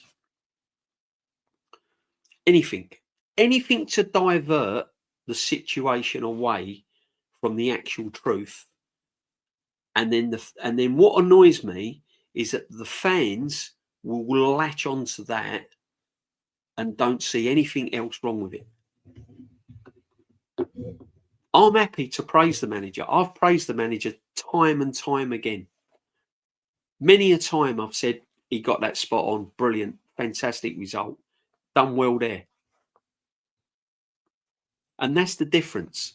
That's the difference between people like me and Shane. We will praise when praise is due. We'll give credit where credit's due. And then we'll call it out if it's not right. But the problem is with a lot of our fan base, even when it's blatantly, obviously not right, they still won't call it out. And that's the difference. You can be positive and deluded, or you can be positive and realistic. I know what side I'd rather be on. I know what fan I'd rather be. All day long. All day long. And the next manager that manages this football club, I'll be exactly the same. If he's doing things wrong, he was going to get called out. If he's doing things right, he'll get praised. Simple as that. This is the squad more than capable of competing on multiple fronts. If they fall short again this season, you can't not point the finger at the manager. Absolutely. 100%. It's an old saying, but the buck stops at the manager. Any professional footballer will tell you that. Any pundit now will tell you that. Any manager will tell you that. If you had 5, 10 managers in front of you and you said, who's to blame? Who's the fall guy at the end of the season when it all goes wrong? They will all say it's the manager. We are the guys that fall. The owners don't sack themselves. Players don't get the sack. The captain don't get the sack. The goalkeeper don't get the sack. The coaches don't get the sack. The medical staff don't get the sack. The manager gets the sack because he's solely in charge of the team. He's the headmaster of the school. Simple as that. Headmistress. The main man. The main man. School fails Ofsted. It ain't the teacher's fault. Or the teachers don't get the sack, should I say?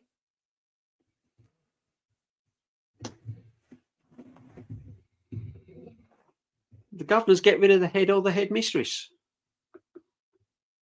They're the ones in charge. You own a company and you employ a manager and they're not doing their job. You don't sack yourself. You sack the manager. You get another one. Look at Chelsea. Look at Abramovich. Look at Roman Abramovich. Not good enough, sacked. Not good enough, sacked. Not good enough, sacked. Oh, now we've got a manager in place. Now we're winning Champions Leagues and Premierships. Oh, he's all right. 2 seasons on, failed, sacked.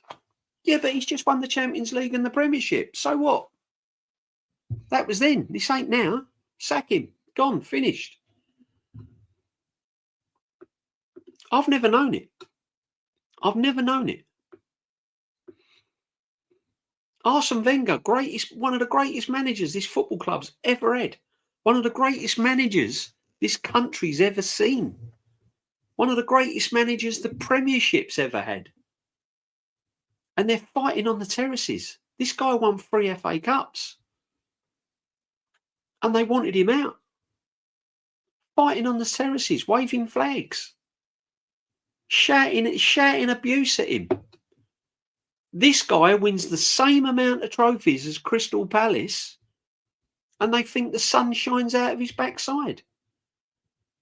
I don't understand it. I just don't get it. From a football point of view, I don't get it. I just want someone to sit me down and go, the reason why, and do you know what they all harp on at? Oh, look where we were when we took over. Well, where were we? Where were we? 17 matches unbeaten. We was in 5th. If the guy had been backed with the money that this guy has been backed, I reckon he'd have taken us further. Oh, we was a complete mess, were we? Really? First 2 seasons of Arteta, I don't think we were pulling up many trees, were we? Let's be honest. What we need is a new manager, DJB. We will do if we don't win a trophy. I'm fully aware that if we win the Premiership or the Champions League, I can understand giving him another year, another 2 years to see if he retains it. Fair enough. No problem at all. Right? But I'm just going on the basis of if he wins nothing this season. And I don't even think the Carabao Cup's good enough. I've changed my mind on that. I want the Carabao Cup. I want to win the Carabao Cup. I want to win the FA Cup. All day long, I just want a trophy. But I don't think, personally, for the money he's had, and the amount of money that's been spent on the football club, I personally don't think it's enough. Do you know what I mean? I just feel that we should be winning more. Well, just turn this on and you're referencing our chat backstage, but you didn't tell the truth.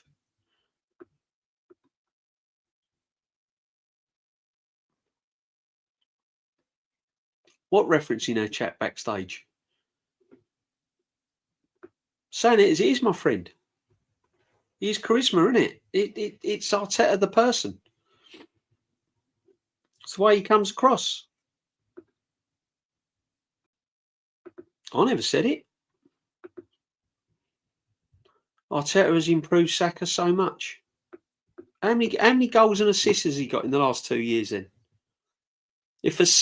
See, for me, right, a number 10, Saka, if you're talking about Saka's improved that much, go and look at his assists and the amount of goals he scored recently for Arsenal.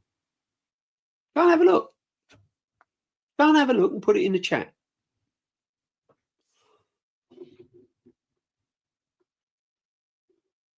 For someone like Saka, who's meant to be world class and improved that much, I'm expecting minimum 15 goals a season. Minimum. I was seeing Paul Merson and David Rocastle score it.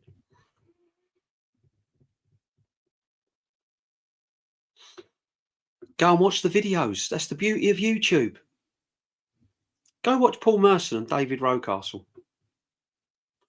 I'll tell you what, go do some history about your football team. Go and watch proper players doing it year in, year out, year in, year out, year in, year out. Go and watch them. And then tell me if Saka's improved under this manager.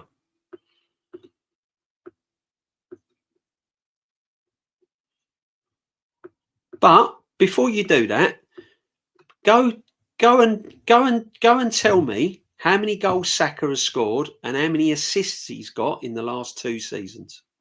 This season and last season. And then you tell me if that's an improvement. And if that's your idea of an improvement, then you ain't watching football.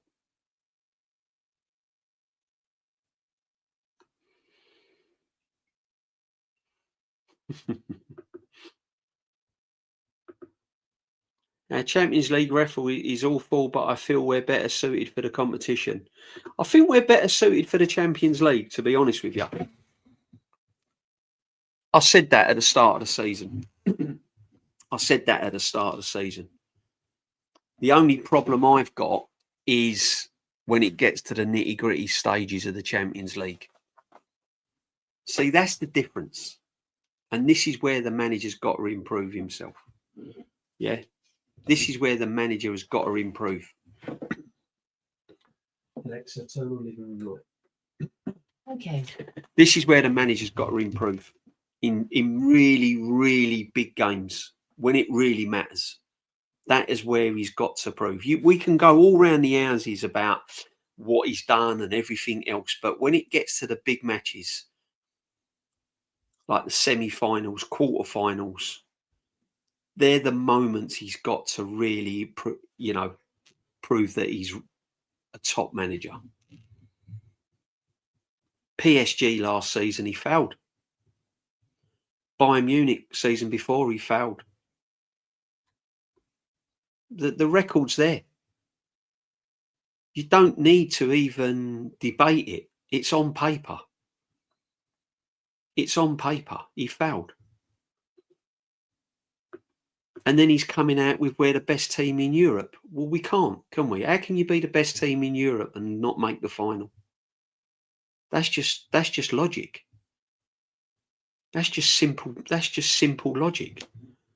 How can you be the best team in Europe if you've not made the final and not won it? You can't, can you?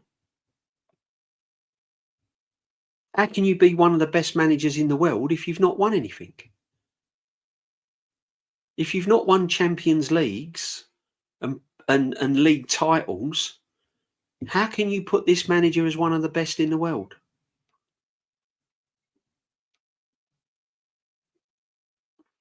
I don't understand it. Arteta will end up his managerial career as Arsenal's greatest manager. How? How? Are you mad? He will end up. Well, he's got to get a move on then, hasn't he? What's he got to, I tell you what, for him to be Arsenal's greatest ever manager, he's got to overcome Arsene Wenger's record. Doubles, FA Cup wins, Premiership titles, Champions League final. That's just Arsene Wenger. I'm not even touching on George Graham, what he's got to do to overcome George Graham's record. Cup winner against Parma, one of the greatest European teams around at the time. Man played Nigel Winterburn as a defensive midfield player during the game because Thomas Brolin was getting on it. Pulled him from left back, put him defensive midfield. Nigel Winterburn.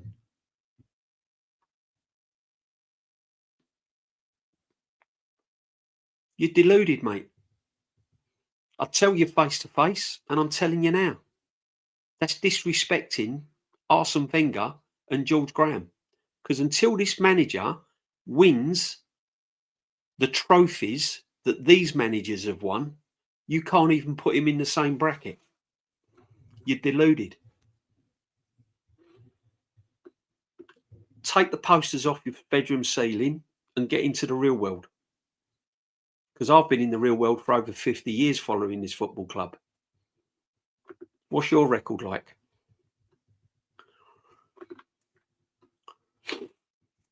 Absolute crazy.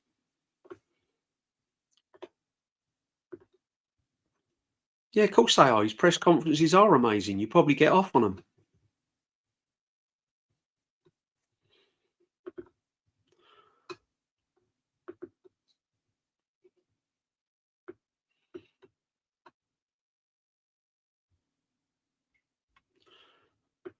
Does Arteta deserve a statue if he wins the Champions League? Not before George Graham, no. No. What that man done in 1989 was just short of a miracle against that Liverpool team. Absolutely incredible. Absolutely incredible.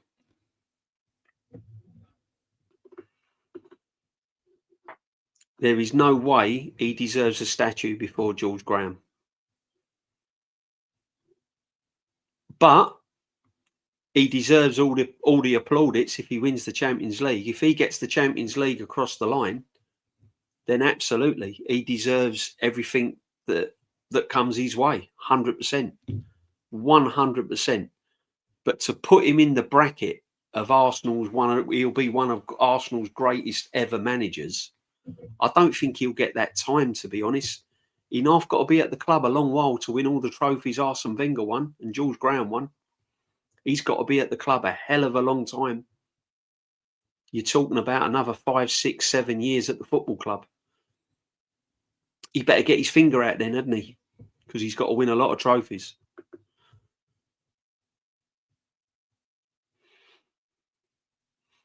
There you go.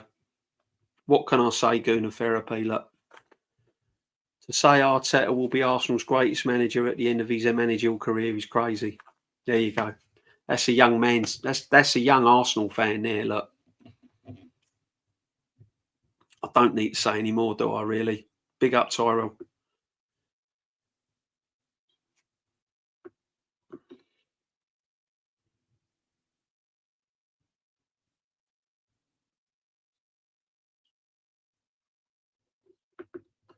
Arteta never deserves a statue in front of the Emirates.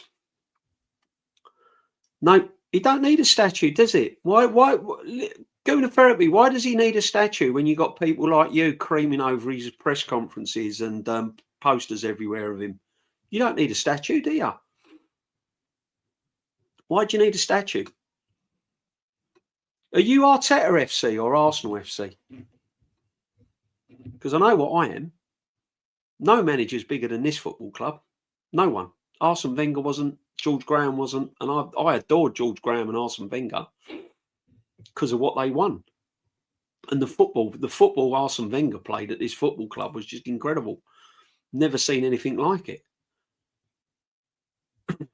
So why do you need a statue? Just watch, just watch all these press conferences. That's all you need to do.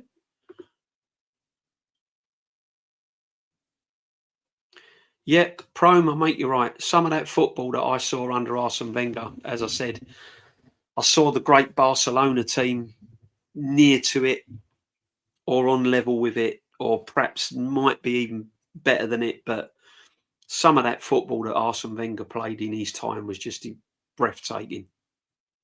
You know, when I was watching Omri and you go and watch Arsene Wenger's team, even these young guns, the Leb and Van Persie's and Fabregas's and all of that. You watch their football. As I said to you before, their build-up play, they don't take more than 4 touches on the ball. 3 or 4 touches max. And after about the 7th or 8th touch, the ball's in the back of the net. Go and watch the clips. Madueke took 17 touches once and it went out for a corner. There you go.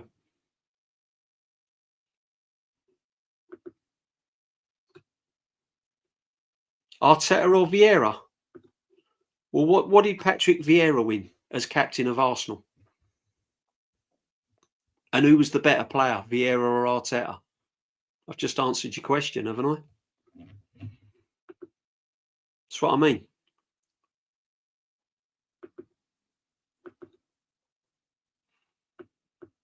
Can't compare them.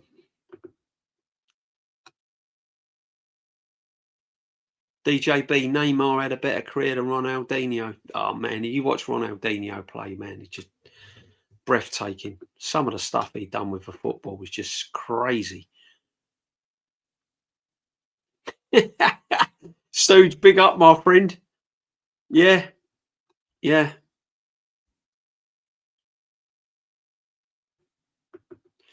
Yeah, it's 2025, DJ. Yeah, I know it is.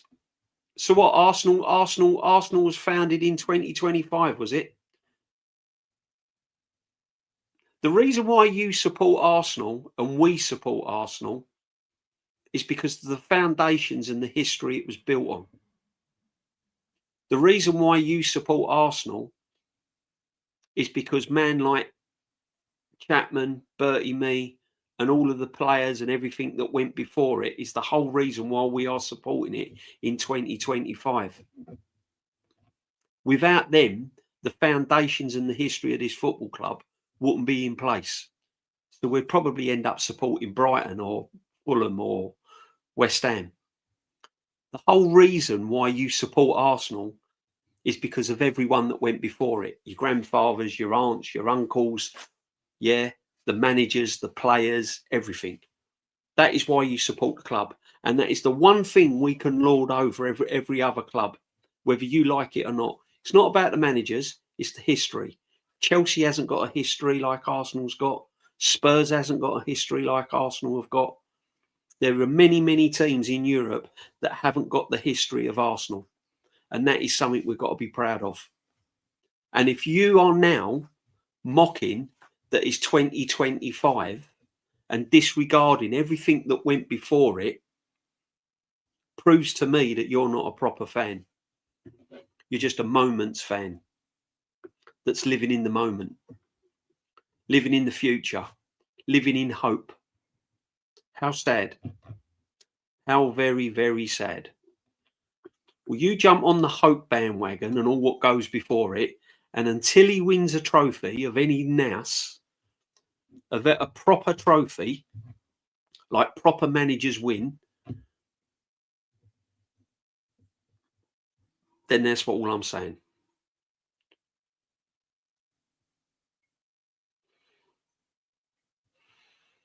Yeah? Yeah, I'm very positive we're top of the league. I'm very, very positive that we're top of the league. But I'm also realistic. And I've also been scarred by this football manager in the past. I was buzzing when we were 8 points clear of the league and we lost it. I was buzzing when we got to the Champions League semi-final and we lost it. I was buzzing when we got to Bayern Munich quarterfinals and we lost it. I was buzzing when we were top of the league and we finished and Man City pipped us and we ended up 2-3 points behind them. I'm buzzing every time Arsenal wins. That's why I go every game. That's why I've been every single game over everywhere. That's why I've been to Cup Winners' Cup finals. That's why I was there in Paris, European Cup final. That's why I've been to every single FA Cup final. I'm always buzzing when Arsenal win. I'm just realistic when they don't. As I said, there's being realistic and being deluded. There's being positive and being deluded. Or there's being positive and being realistic. And until this manager wins a trophy of any sort, I'm going to remain sitting on the fence. Got it?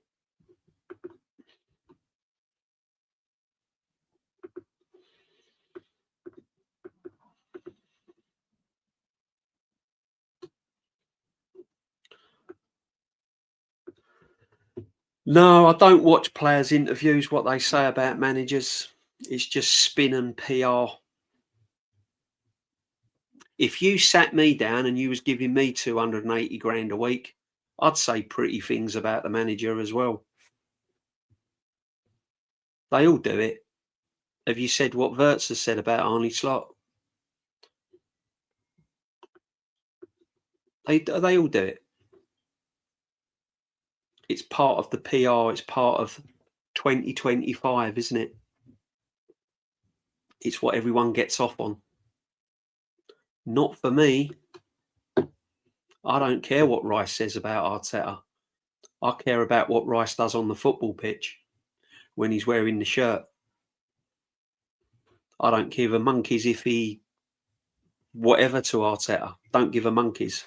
When he puts on that shirt and crosses the white line, that's all I care about.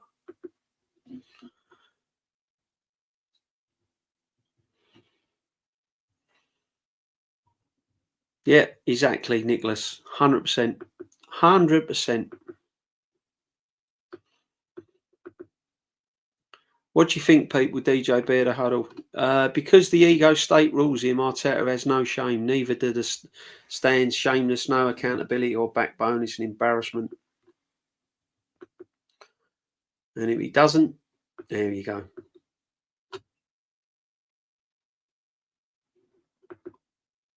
DJB, big up. Apparently, we have the best manager and squad.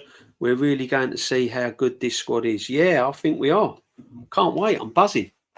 Can't wait. I can't wait to see Nkape play against Sunday. I really can't. I think he's going to be good. I think he's going to be all right. I think he's going to do well. We'll have to wait and see. Eze's really improved, doesn't he? I mean, he's like massive, isn't he? I mean, Eze gets me out my seat every time I see him. He's fantastic under this football manager. I mean, some of the stuff he's doing is unreal.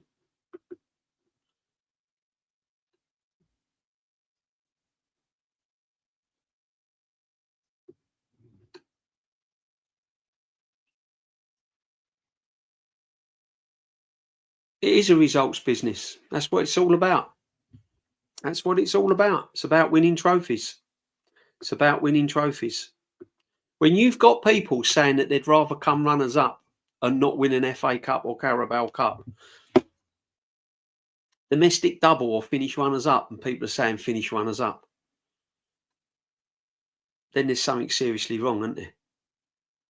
Because even if you gave the players the choice of finishing, if you sat Saka and Saliba and Rice in a room and say, what would you rather win, FA Cup and Carabao Cup double or finish runners up? They're going to say win a cup. Guarantee it. Guarantee it. But you've got a fan base saying, I'd rather finish runners up. Seriously, every United fan is hoping Arsenal win the league, only if we can't. The fault of Liverpool winning is... Yeah, I know. We don't want Liverpool to win the league. I don't think Liverpool will win the league, but you just don't know, do you? It's football, isn't it? Anything could happen. Anything could happen. This is what I'm trying to say. You know, couple of injuries here, a couple of injuries there, a couple of red cards, couple of suspensions, penalty goes against you. You just don't know. It's football. You could go 2 or 3 games where you've drawn and lost one, and Liverpool go and win 3 out of 3 or their next 4 games. Suddenly they're back in it. So you don't know. It's November. As I said, I don't really look at the league table until February. If we're sort of 8, 9 points in February, or 6 points top of the league in February, then I'll start thinking, hang on a minute, we've got a real good chance here. But 4 points clear in November, come on, it's nothing. It's nothing. Anyone that's watched football for any length of time will tell you that 4 points clear in November is nothing. Arteta would tell you it's nothing.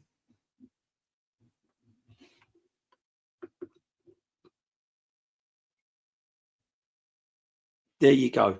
Arsenal Football Club, October 1886. Not Arteta, December 2019. Facts AFC 87 always. Absolute facts. There you go. There you go.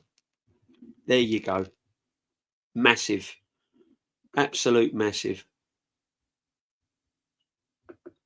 He won't accept the blame or anything. Abramovich is the best owner I've ever seen. He was brilliant. Abramovich, man. What an owner of a football club. 25 watching. Imagine 25 of your mates in your front room. Fantastic. DJB, there's a guy called Nathan and he's disrespected George Graham apart from Herbert Chapman. George Graham was the second best manager at Arsenal. He said Arteta is better than manager. I don't get it. I don't get it. I don't get it. George Graham was just incredible. Yeah. Some of the football wasn't brilliant. Some of the football weren't pretty. But his in-game management and his tactics sometimes. I remember we were getting battered. And he made 1 or 2 changes and you just think, wow, where's that come from? And we were suddenly on top, you know, and the belief he had in, and look at the players he had. He bought like Kevin Richardson from Watford, like 200,000 or something stupid like that. Kevin Richardson. He played Michael Thomas. Look where he played Michael Thomas at Anfield in 1989. You know? It's just crazy. Absolute crazy.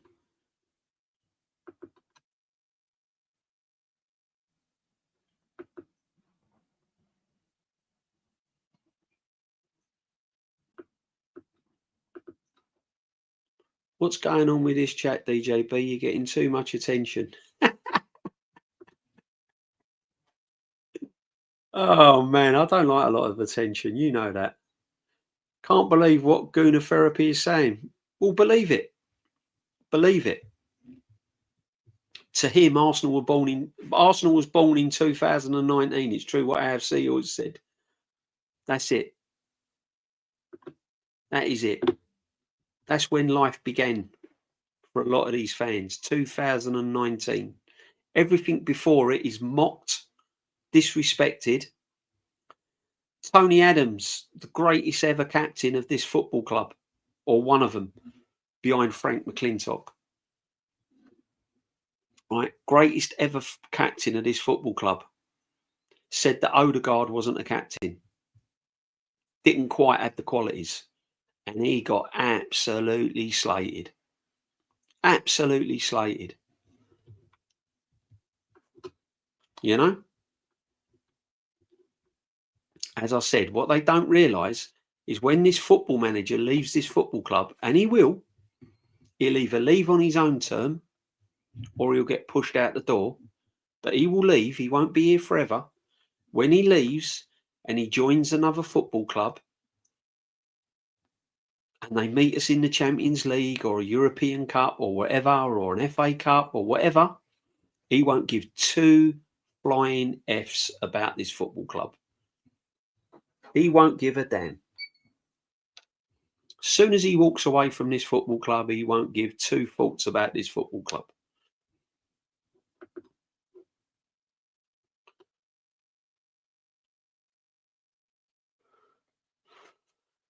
Exactly, Lux.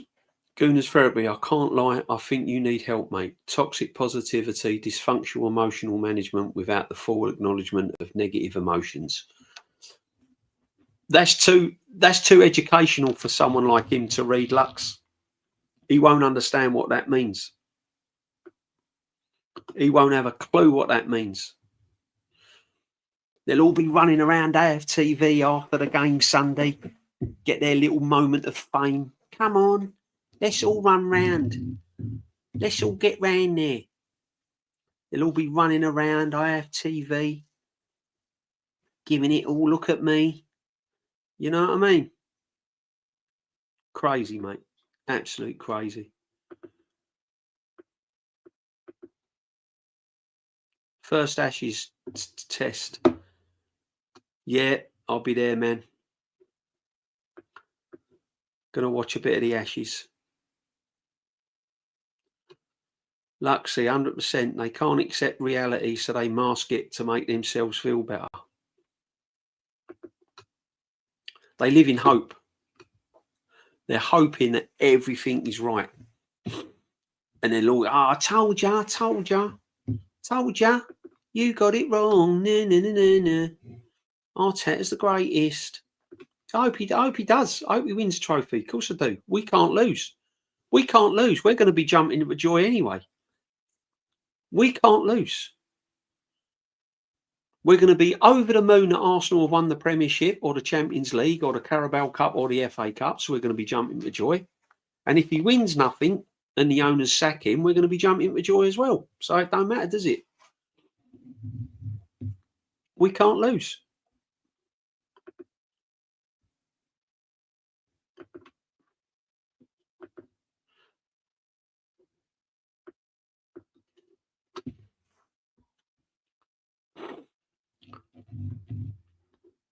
My friend, I don't take anything wrong. Doesn't matter what you reference.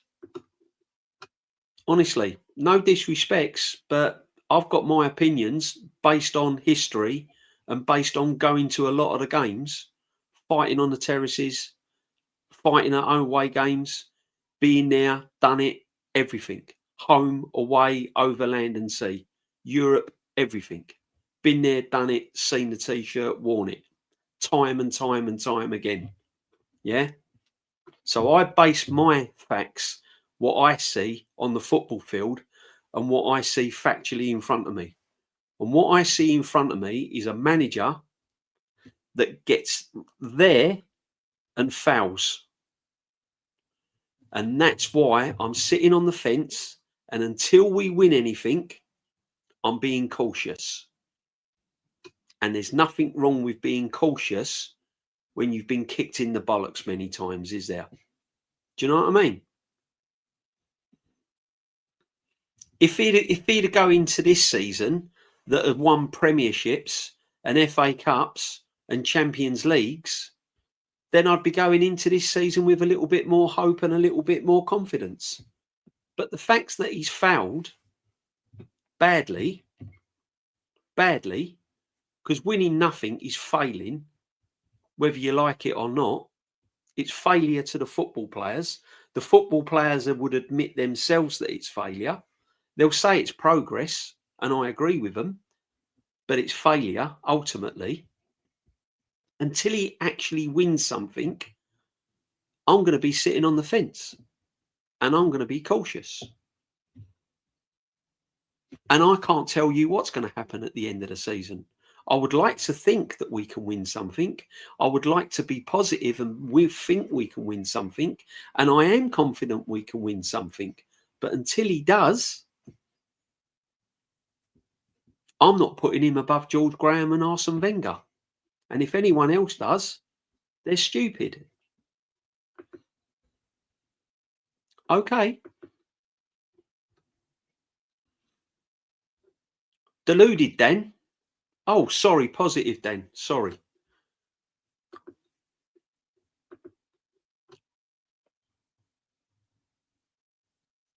I don't need to come on people's shows to have a positive debate. I don't hide behind screens to have a positive debate. You know my opinion. I don't want to get on shows and have positive debates. You know my opinion. I think the manager's done some great things. He's got us competing. He's got us to where we want to be. Now go and finish it. And if you can't finish it, get me another manager that can. That is all you need to know. I don't want to hear about his press conferences and how he comes across all pretty and nice. I don't listen to his press conferences because he winds me up on some of the things he says. I'm not interested in what people say. I'm only interested in what I see on the football pitch. That's all I'm interested in. Winning football matches and winning trophies. I don't want to listen about what he looks like. I don't want to listen about how he comes across. All I want him to do for his £15 million a year is get things right and get across the line and prove to me you can win a trophy. That is all I want. That is it. That's the only debate that needs to be said. And if you can't do that, then the owners have got to grow a pair of balls to get me a manager that can do that. Just like Chelsea did under Roman Abramovich. Just like all big clubs do. Real Madrid do it. Barcelona do it. Liverpool do it. Man United do it. You think Amorim's going to be there 7 years if he doesn't win a trophy? If he doesn't get the Champions League? Man United. Size of that football club pisses all over Arsenal.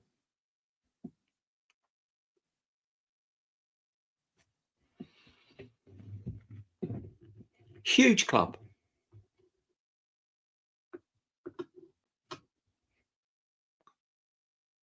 So why should I accept this football manager winning nothing being at my football club? Why do I accept it? Why should I accept it?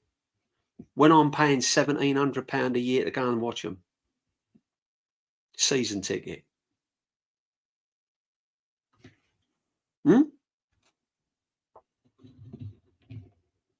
What, good day out?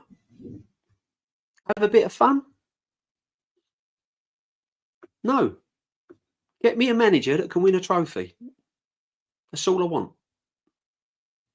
You've got this season to prove you can do it.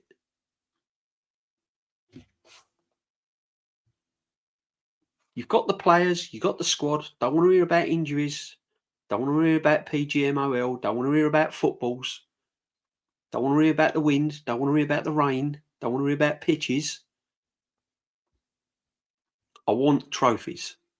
If you can't win me a trophy, remove yourself from the football club. Get me someone that can. Because I'm fed up with it. I'm absolutely sick to death with not winning anything and the piss taken out of me from other fans.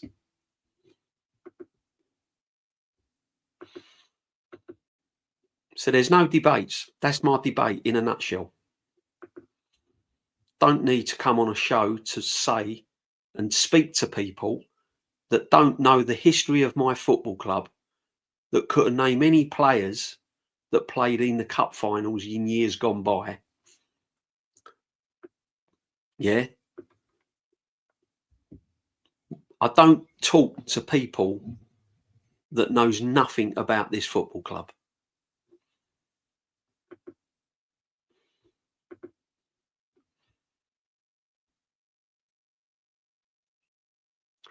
Rice said Arteta is like the remote in the head that will win every trophy. You think that's healthy, dear?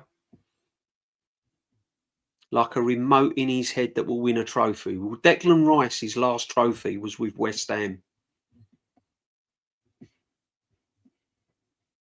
Came to Arsenal to win trophies, and he hasn't won one yet. So if he doesn't win one this season, what's going to happen to his remote in his head then? You think that's healthy, dear? Crazy. Crazy, crazy. Hincapi is a strong lad. Yeah. So was Kolasinac. He was very strong as well. He said because Mikel is he only needs to think about playing. He said because of Mikel, he only needs to think about playing football. Listen, right? Guna therapy, right, my friend? Come and work for me and I'll give you 200 grand a week. And then I'm going to put you in front of people, right? I'm going to put you in front of the rest of the staff, right? I'm giving you 200 grand a week. And then I'm going to put you on the shop floor in front of the staff and they're going to ask you questions about me. What are you going to say? Are you going to be negative or are you going to be positive? 200 grand a week? I don't think you're going to say anything negative, do you? Not rocket science, is it?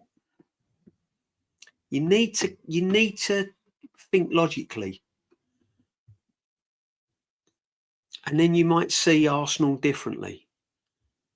What is Rice going to say with all this social media around? What is he going to say negative to someone asking questions when he's on 260 grand a week and he's playing for one of the biggest football clubs in Europe? Can you imagine if he came out and said anything negative? It'd be all over Twitter. It'd be all over Facebook. It'd be all over Twitch. It'd be all over the Sky Sports, everything. So please, come on. Be real. It's a PR spin.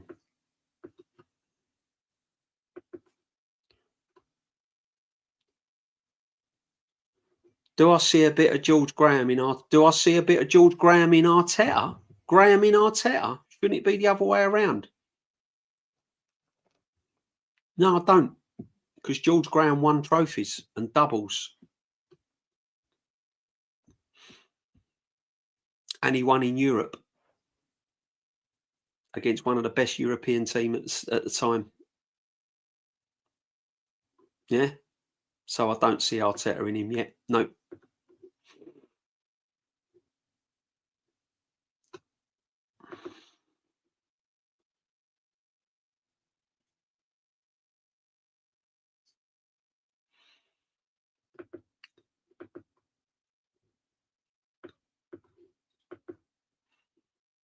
We are one injury away from bottling it. I'm telling you now. I'm telling you now. See, people say about the squad depth, right? And the squad and everything else. Yeah, and yes, it's a good squad. It's a good squad. There's some brilliant players at Arsenal. Fantastic players at Arsenal. But as I said to you before, we got Gabriel out. You imagine if Timber got injured or Rice got injured now. You got Ben White at right back, Norgard in midfield. You're telling me that lineup's good enough to win the Champions League?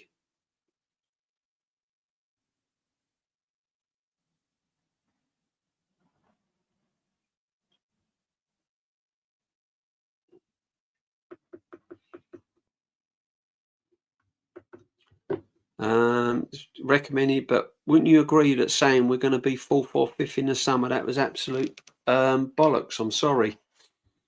Possibly, but the season ain't over yet, is it? That's what I'm saying. It's only November. You know, if we win the Premiership at the end of the season, we're all going to be happy. I will be. I'll be going to the parades. You won't be able to get me out of North London if we win the Premiership. If we win the Champions League, I'll still be over there. I don't know what I'm going to do. I'll everything. I won't even get the flight home. I'll be out there for weeks. But as I said, the season ain't over yet. I'm going game by game. I decided to go game by. I'll tell you why I decided to go game by game, right? Because of last season, I really thought we was going to win something. We came runners up. And I thought last season we were really going to win something. And when we got to the semi-final of the Carabao Cup against Newcastle, I thought, this is it. We're going to Wembley. And that home game against Newcastle, that first leg against Newcastle, was absolutely shocking. Shocking. And then when we got to the semi-final against PSG, after all that euphoria against Bayern Munich, I'm thinking, yeah, come on. We've done PSG earlier on in the tournament. We beat them 2-0. Let's really turn the screw now. Let's get to this final. And then when we bowled out of that semi-final, again, it hurt. The manager had absolutely stuck his knife in me again. So I just made my mind up that this season I wasn't going to get too excited. I was just going to go game by game. It's like having relationships and they fail. You're frightened to then have another relationship. This is how I am with this manager. Because he's hurt me so many times, I don't want to go too far ahead now. I just want to go game by game, see how we go on to the next one, go on to the next one. And then if we come out on top at the end of the season, I can celebrate. But until then, I'm not making any predictions. Because the fact of the matter is, that's the way the manager has put me in. I can't.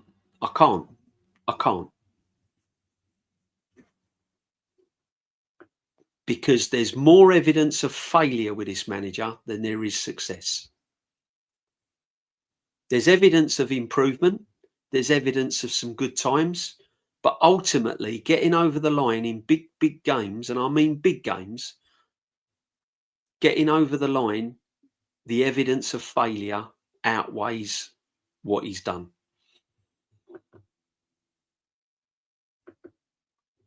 If Arsenal had won 2 of the last 4 Premier League titles, Arteta would have a reason to be so stubborn and driven by his ego. Absolutely. Absolutely. You build up an ego by success. You don't build up an ego by failure. Your ego comes with success, Suge. You know, if someone's got an ego, it means they've been successful or they've done things to get that ego. Some people have got an ego because they're just idiots. But ultimately, you build up an ego through the successes you've had. Gooner's therapy is positive, Dan. I don't know that now. It all makes sense. Yeah, that's him. Yeah. Yeah. Go sub to his channel. Go follow it. If you want to listen to everything rosy in the garden and everything's normal and fantastic and build yourself up, and then at the end of the season, if we don't win anything, feel like shit for about a year, that's fine. That's fine. We will beat Tottenham Sunday. That's what I predict. I predict we'll go and win. I'll predict that we'll go and beat Tottenham. That's what I predict. Yeah. Once Tottenham's out the way, I'll look towards Bayern Munich. If he makes mistakes during the Tottenham game with his tactics, I'm now going to be cautious going into the Bayern Munich game. If he F's up against Bayern Munich, I'm going to be cautious going into the Chelsea game. However, if we go and thump Tottenham 3-0, I'm going to be positive going into the Bayern Munich game. If we beat Bayern Munich convincingly, I'll be positive going into the Chelsea game. That's how I am now. Because of this manager, what he's done to me in the past and what he's done to many fans in the past. When we went out of that Carabao Cup against Newcastle, I was done. I was like, couldn't believe it. I'd be ticket, honestly, I'd be Wembley planned and everything. Champions League, me and the guys that sit in the East Stand. So when we got to the semi-final, I'm thinking, yeah, let's get to this final now. You know, we was looking at flights. Me and my sons, we were looking at possible hotels and everything. Going to the final. What happened? 7-8 minutes into the game, we were out. Gone. Lost 1-0 at home against Emirates. That was it. Done. Finished. Bang. Gone. Finished. And you want me to be all positive. Lost the league title, 8 points clear. I'm thinking, here we go. We're going to win the Premiership. First time in 20 odd years. Brilliant. Fantastic. What happened? Failed. Failed again miserably. Finished runners up. Nothing. And I've got to be positive with this manager? No. Sorry. Been hurt too many times. I'm cautious. I'm positively, realistically cautious. For a season ticket to watch long balls and throw-ins. Yeah, exactly. Yeah, that's why we do it. This is it. You can't say anything, no, my friend. Sahal, you can't say anything about it. Because you're negative. Crazy how you don't get a 3-point token. You don't get nothing. Don't get a nothing. You've seen how much the merchandise is. Just another Arteta sexual. It's crazy. Stop going to games. My last game was Brighton at home in 2023 when we got banged 3-0. Exactly. It hurts, man, doesn't it? It hurts. Is what I mean. Unfortunately, DJB, whilst all the real fans agree, if Arteta doesn't win the league this year, he needs to be sacked. But he has another year left in his contract. Let's see if the Cronkies will fire him. I tell you what, right, I've not really got into the Cronkies. And I'll tell you for why. Because I believe they've spent the money. They've spent the money. They've backed the manager. And they've spent the money. If you're against the Cronkies, then you're against Arteta. Because without the Cronkies, this manager would have been gone 2 seasons ago. Because any real owners would have got rid of this manager. Right? A lot of the reason why this manager's at this football club is because of the Cronkies. So no one can mention the Cronkies. Right? Now, Suj, if we don't win anything, and the manager rocks up next season and he's still here, then I'm getting onto the Cronkies. For me, it won't be about the manager then. For me, it's not the manager's fault. It's the Cronkies' fault. Because if you're as I said, if in any walk of life, if you've got a manager employed at your business and they are getting paid top money and they are failing, then you get rid of them. Whether you own a restaurant, whether you own a car manufacturers, whether you own a clothing factory, whether you own a transport firm, if that manager is costing you money and you're not successful in any walk of life, you have to sack them. So if this manager wins nothing and he's here next season, Cronkies have got to go. Get me someone in that's got the balls to sack him.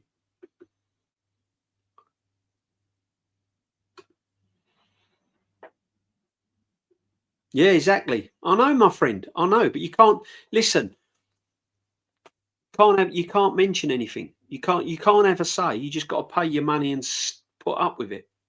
You're not allowed to criticize. You're not allowed to have an opinion. You got to say he's fantastic because he comes across and he looks nice.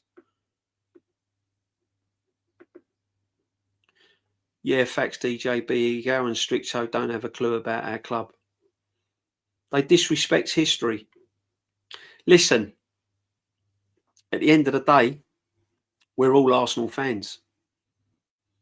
And we all want the best for the football club.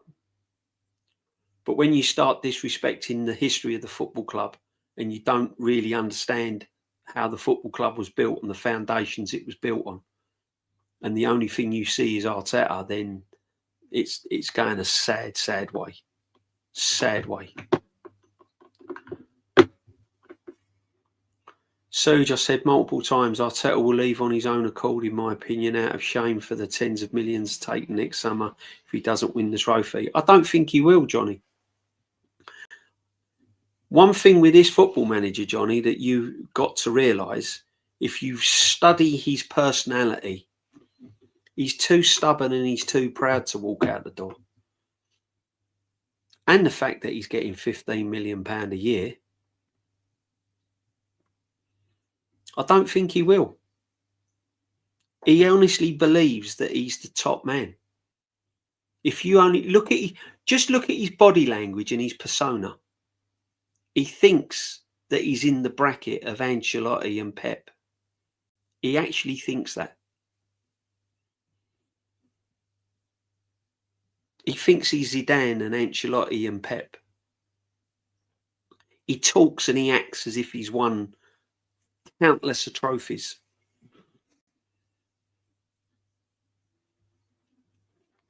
Yeah. Man like that don't walk away from the job. Man has to be shown the door.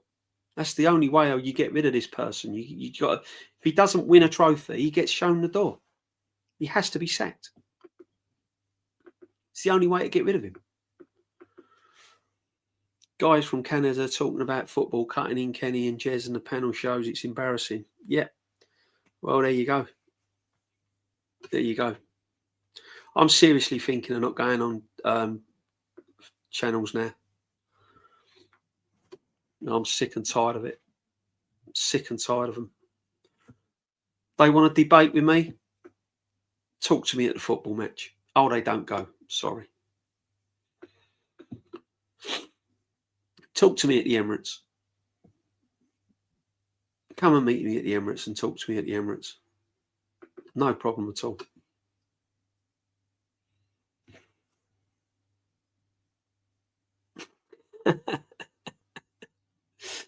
Ah, dear, man. Up to them, mate. Don't let age fool you. Never judge a book by its cover, my friend. Never judge a book by its cover. Yeah? Never judge a book by its cover.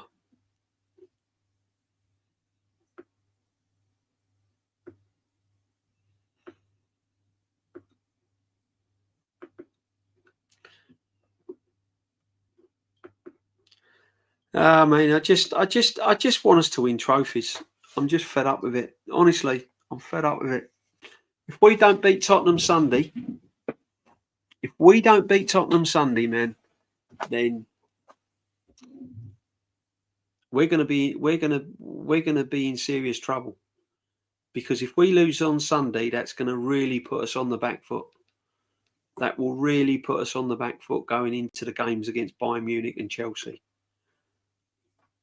DJ Bean been through the wars like you said it, mate. Most of these milks won't last on the terraces back in the day. Oh, they were gruesome. They were gruesome days, my friend. They were gruesome days. Do you remember when you used to go like even the service stations at away matches? You'd stop to go to the toilet or get a drink, and it was kicking off all over the place. Going up on the trains, it was crazy. I remember coming out of Stamford Bridge, it was like a war zone. It was crazy, crazy times. I'm glad it ain't like that now, to be honest.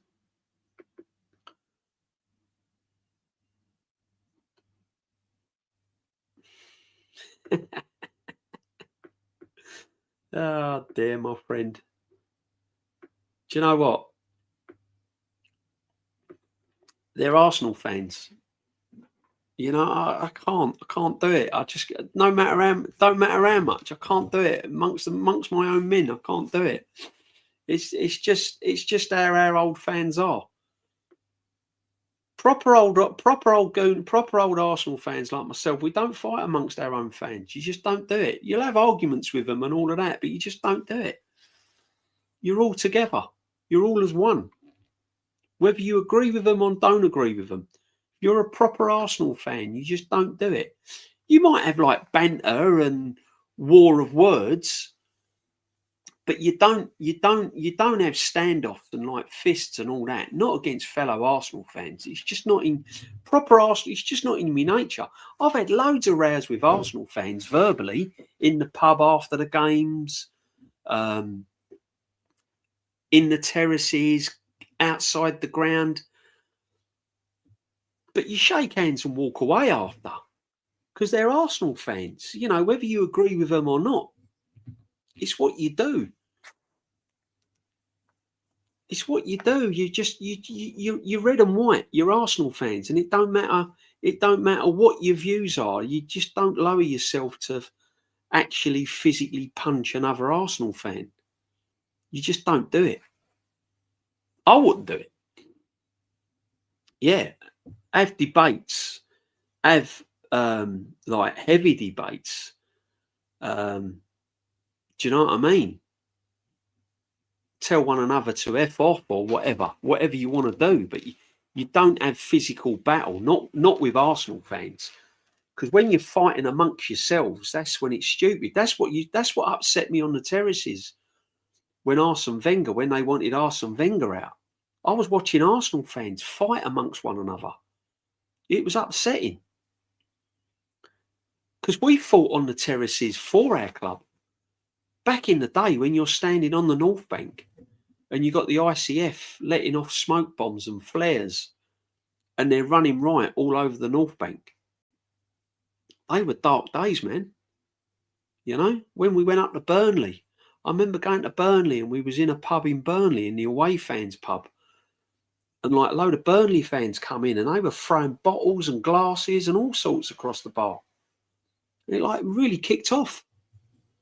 I'm like proper, weren't talking about like football factory, it was proper football factory.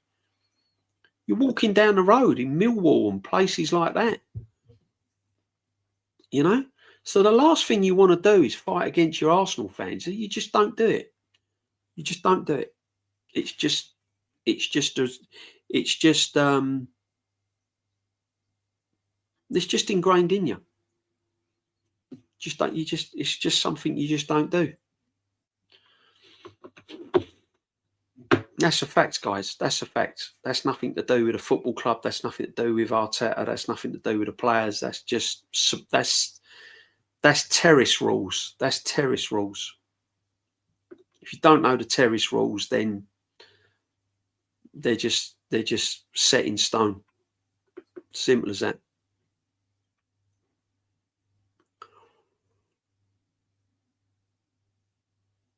Yeah. Respect is earned by easily lost. Knowledgeable people, I know. It's about respect, and people forget respect is earned but easily lost. 100%, Suj. 100%. 100%. It's a society thing, though, isn't it? Respect, isn't it? Respect's gone out the window, isn't it? I said it the other night in one of my streams. Respect's gone out the window now, isn't it? Do you know what I mean? You got people who don't even respect their own mother and father. So what chances have you got? You know what I mean? Mate, it was constant adrenaline. It could kick off at any time. Do you know what, right, Bev? You was probably in that era as well. There was a time when you went to a football match and you couldn't watch the football match. You was watching all around you on the terraces. I don't know if you remember them days, but there was times when it was kicking off all over the place. You didn't know what was going on the football field. You was more concerned of getting out of there alive. You know? It was unbelievable. Oh, mate, Paris was terrible. Right. Guna therapy, right? You've just said it. You've just marked everything you're thinking of right now. So think back to that day in Paris, like I did. I can't even talk about it. I've never watched the rerun of it. I've never watched the replay of it. I can't do it, right? How you felt in Paris is how this manager has made me feel in the last 2 or 3 seasons.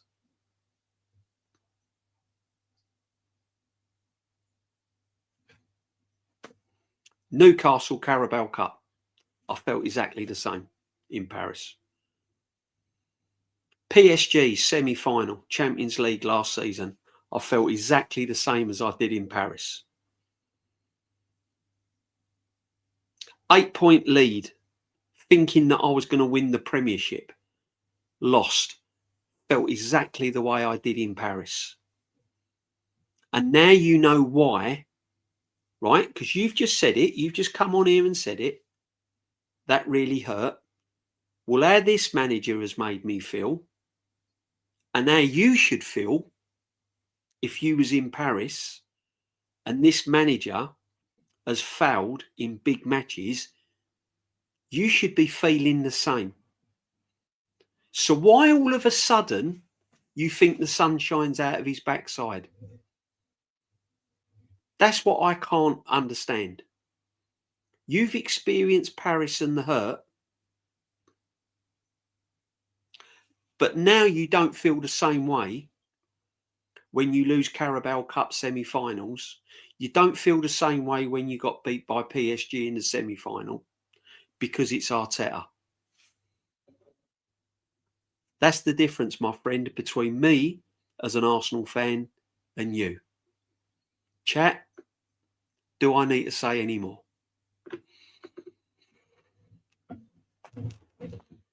I'll put it up again. That's how he felt in Paris.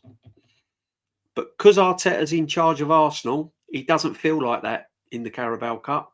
He doesn't feel like that losing against PSG because he's positive.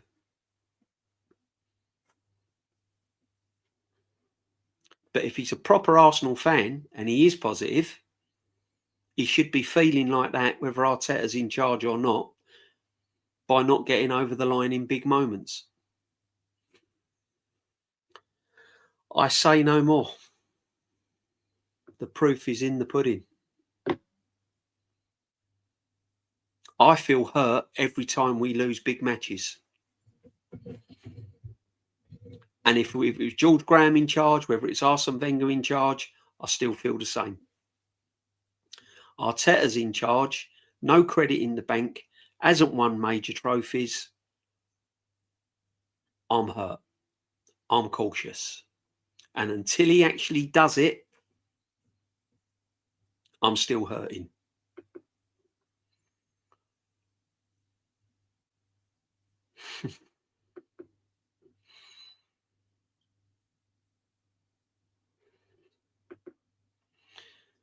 I blame the people that follow him, my friend. I don't blame him. I don't blame Igal.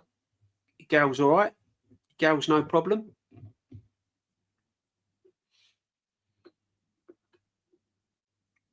The people that get sucked into him is the people I blame. I don't follow him.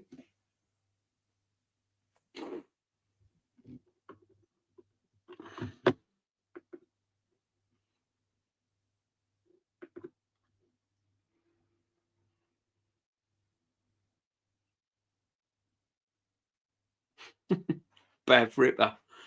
Big up, my friend. There you go. And the anger of a gentleman. That's me, my brother. That's me. If we don't win a trophy with Arteta this season, sack him and tell the Arteta section. Yeah, exactly. Well, there you go. Do you know what? I believe, right? I'm telling you now, when this manager leaves the football club, I reckon there'll be a percentage. I don't know how much, 5%, 10%, but there'll be a percentage that won't support Arsenal anymore. Or support Arsenal but won't have the same sort of interest. Won't be as deep. I'm telling you. And you watch all these Arsenal fans that back Arteta to the hill. When he leaves and the next manager comes in, straight away they won't back the new manager. I backed Arteta when he first walked in. I backed him. I trust the process. I was listening to all his waffle. He sucked me in. He drawed me in. He got me in when I was listening to him. Do you know, out of all the top 6 teams since he's been in charge, we're the only team that haven't won anything? Spurs have won something. Man United, Chelsea, Liverpool, Man City. Spurs have won in Europe. whilst this manager's been at the football club. That alone's a sackable offence.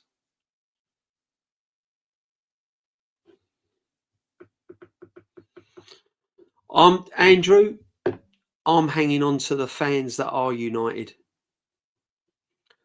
The fans around me where I sit are all as one. Yeah. And the fans that I talk to in bars and matches and away and stuff are as one. Yeah. Just because I've got a channel, I don't sell my soul. Just because I won't sell my soul for clicks. Nope. I don't care if I've got 10 followers. I don't care if I've got 20 subs, 30 subs, 40 subs. I'll say it as it is. I don't say things just to get subs and clicks. When this manager wins something, then we can start talking. Until he does, I can only go by the history.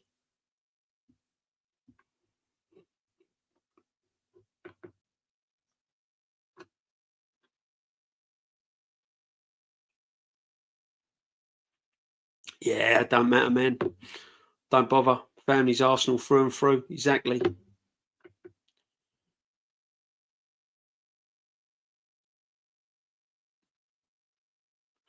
Yeah, you have spotted the persona too then. He smashed Pep 5-1 and smashed Carlo 5-1. Whoopie-doo. Did that win him a trophy though? Yeah? Where did smashing Pep 5-1 take him?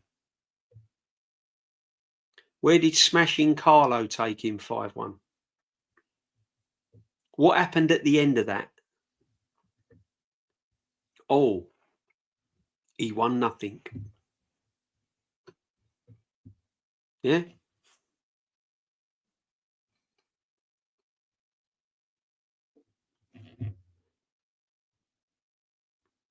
Moments, my friend. Moments. If you're a proper, if you're a season ticket holder, yeah, which you are, fair enough, big up to you, right? And you've been to Paris and all of this, right? Then you know what success feels like, don't you? You know what failure feels like. So until you actually win something, how comes you are gassing up a 5-1 win over Pep? So what? Beat Pep 5-1. Beat Carlo 5-1.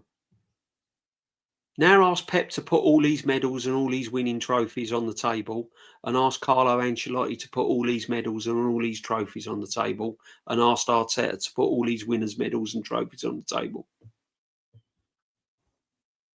And then tells me what value 5-1 has.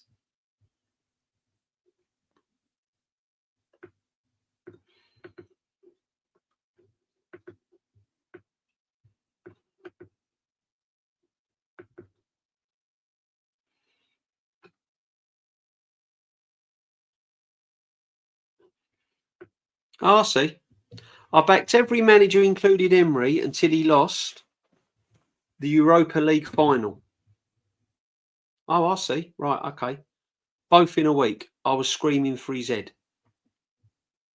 So why weren't you screaming for Arteta's head when he lost the semi-final of a European Cup?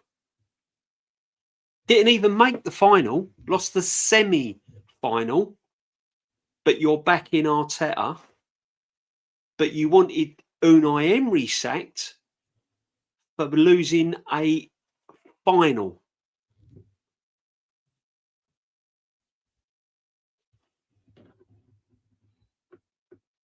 Strange.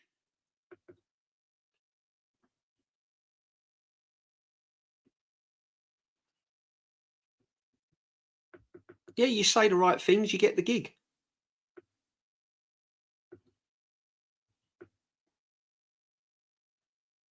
Say the right things, you get the gig.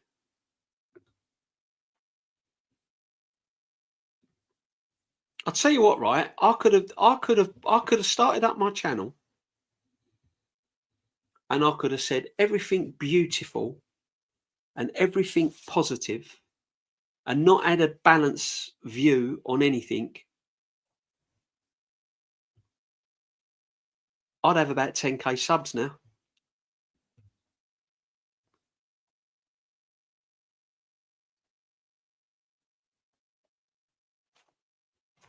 Ain't worth it though, is it? Why'd you do that? Why would you be false?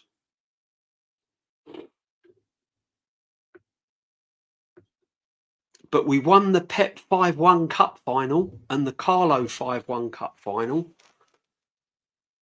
That got us a trophy. We all had a great parade about that, didn't we? And we won the Bayern Munich European Cup. We won the Real Madrid European Cup final, the Declan Rice free kick final. Look at that. That got me a cup, didn't it?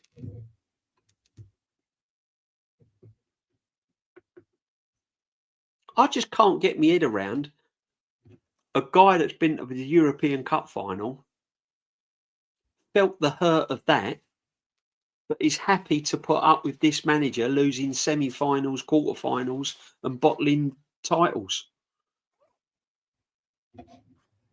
Wanted a manager sacked to get into a final, but backing a manager losing a semi-final, 2 semi-finals in 1 season, and backs him. But wants a manager sacked for losing a European final. This guy ain't even got to a European final. Couldn't even get to a Carabao Cup final. And backs him. 100% backs him. Make it make sense.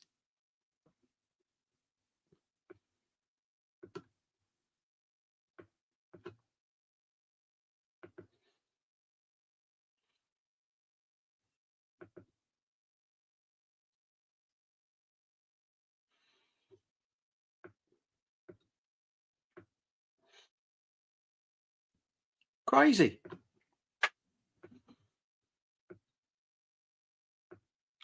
By the way, Arsenal therapy.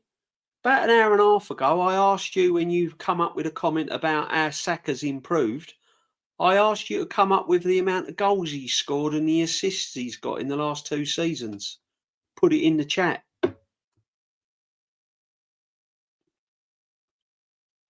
And you haven't.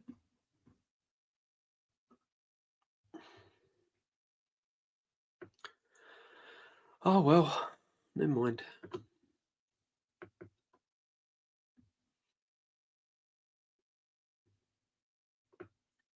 Never mind.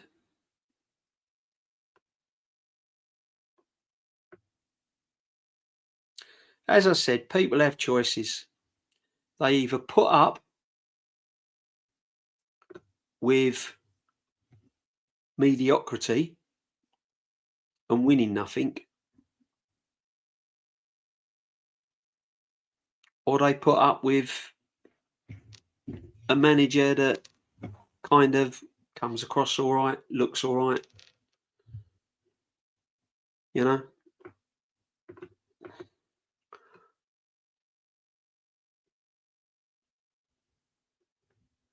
You think he'll be the manager who ends the year? I hope he is. I hope he is. I hope he heals a lot of wounds. I really do. That's something we both agree on. But we can agree on it. We can agree on that, can't we? Right? But be realistic and don't say silly things. Yeah? Because if you're going to say silly things, then you've got to back it up and you've got to be, you know, to the point.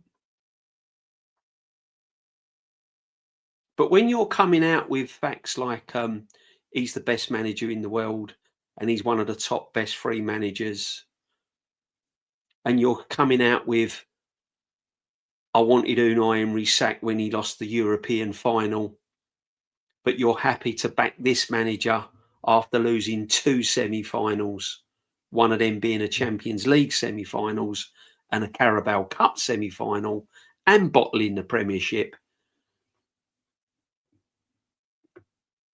Come on.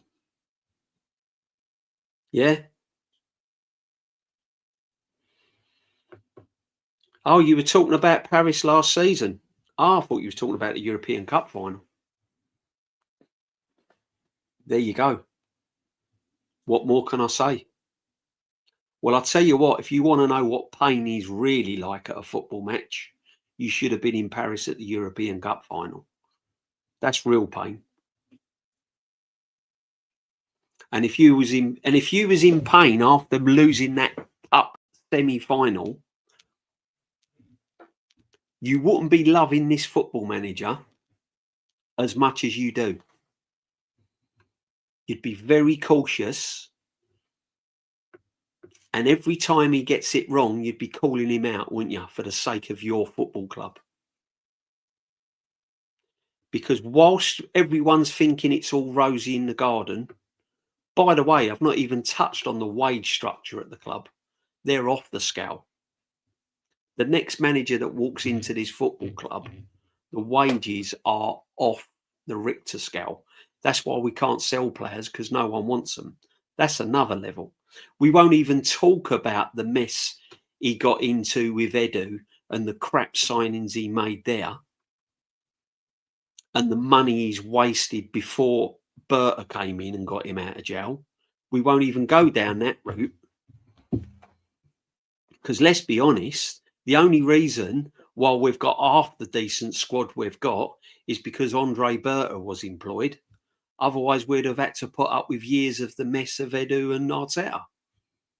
Because look at the players they signed. You got to remember, he wasted £700 odd million before Berta even walked through the door. But you still back it. You still get behind him. No problem. I'm behind him. I'm just realistic. There's a difference between being deluded and realistic, isn't there?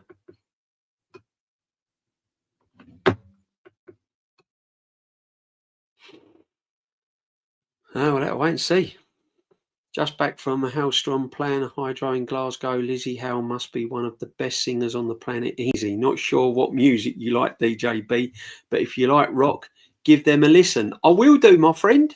I love my music, my brother. I love all sorts of music. I mean, there is a certain genre I prefer, but I like music. I hardly watch telly. I always listen to music, my friend. I'll give them a whirl. Absolutely. I hope you enjoyed it, my friend, and glad you're back safe. I hope you've had a great night. I hope you've had a great night. People, chat, it's been absolutely brilliant. Guna Therapy, thank you very much for your input, my friend. We'll agree to disagree. The bottom line is,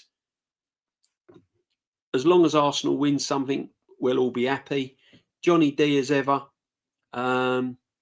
Yeah, I agree.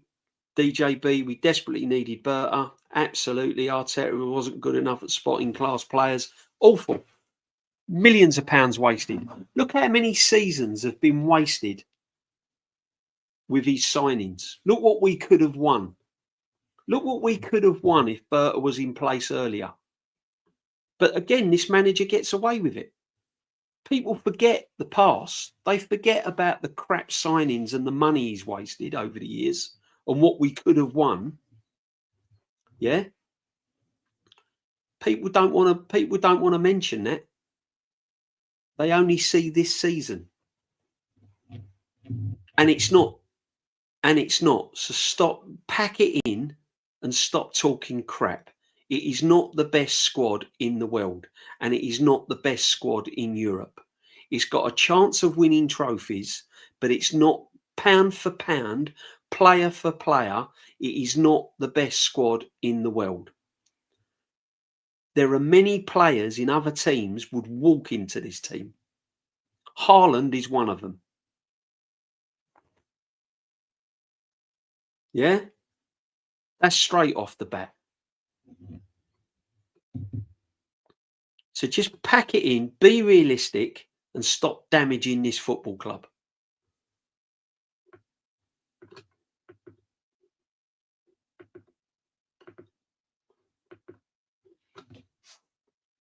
Pure and simple. Keep your feet on the ground. Call it out if it needs calling out, and praise where praise is due. If we go and slap Spurs Sunday, my stream will be full of joy and full of positivity. If we foul, I'm calling it out. If this manager doesn't get over the line this season and wins a trophy, I'm calling it out. I'm calling for his head. Simple as that. And if you don't, then you're not a proper Arsenal fan. You'll just settle for mediocre. Simple as that. And all these big channels with thousands of views and thousands of subs, if they don't call it out, then you're the biggest reason why this football club ain't winning anything. Because while they've got people supporting failure, this manager and the media and everyone else will carry on talking bollocks.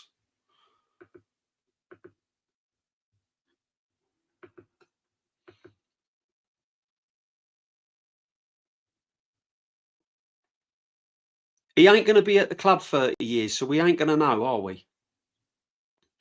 They've got 30 years on him. Well, I'll tell you what, go and have a look at what some of the top managers won in their first 6 years and compare it to Arteta's. Go and watch, go and see what are the top managers, the Peps and all of that. Go and have a look at their record in the first 6 years of management and compare it with Arteta's. Stop talking crap. Do your homework, do your research, and then come out with the facts. Managers have won more in their first 6 years than Arteta has. They haven't taken 30 years to win big trophies.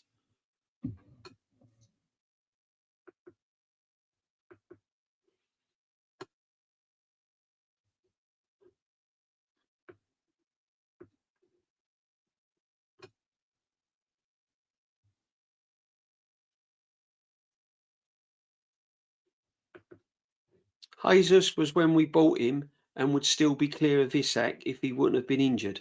No, he wouldn't have. No, he wouldn't have. No. Because he wasn't scoring goals at Man City. He couldn't get in a Man City team.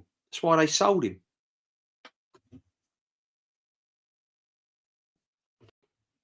Jesus had moments. He had brilliant moments. I thought it was a brilliant signing when we signed him. I was excited when we signed him. But then he didn't really do anything. And he hasn't really done anything. And until Gyökeres scores 20 goals, we'll wait and see what becomes of Gyökeres.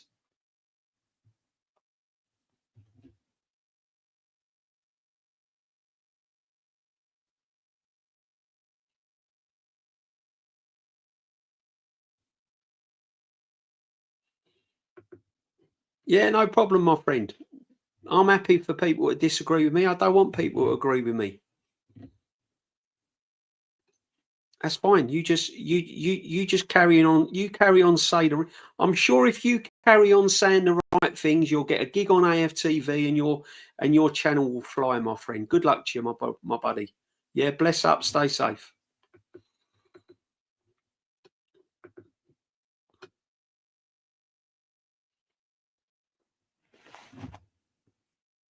Arteta ain't my level for a manager for comparison to others. Can't understand why he's still at the club. Because you got a fan base that because the owners thinks everything's fine. They think there's not a problem. Why you've got a small percentage of fan base calling it out, it ain't a problem, is it?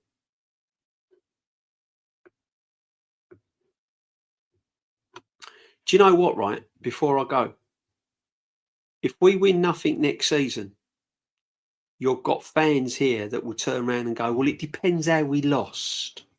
Now, if we only lost by 1 point and we got to a final and lost, then I think give him another year.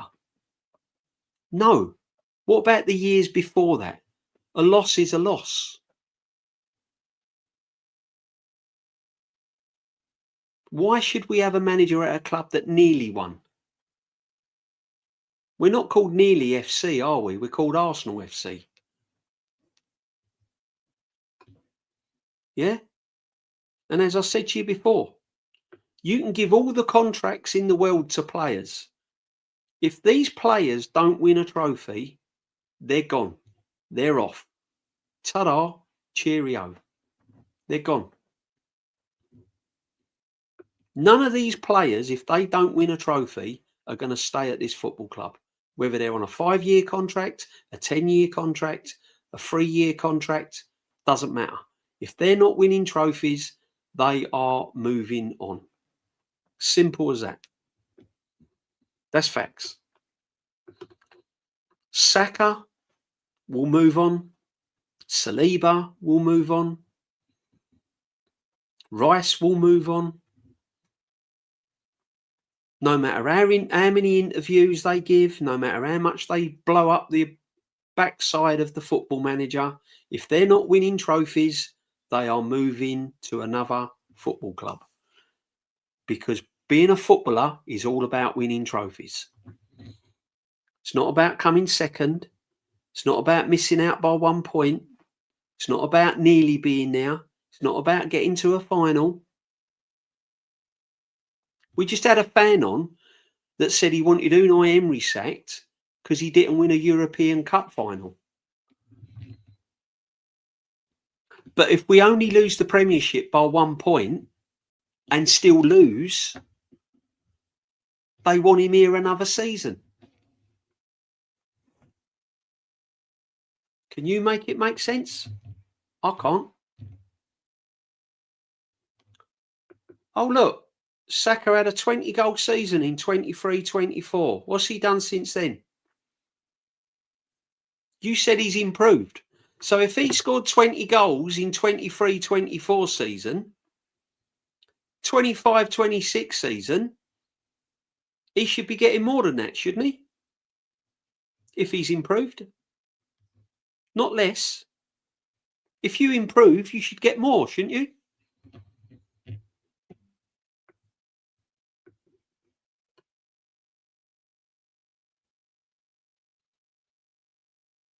If you buy a faster car, you should be going faster, not slower.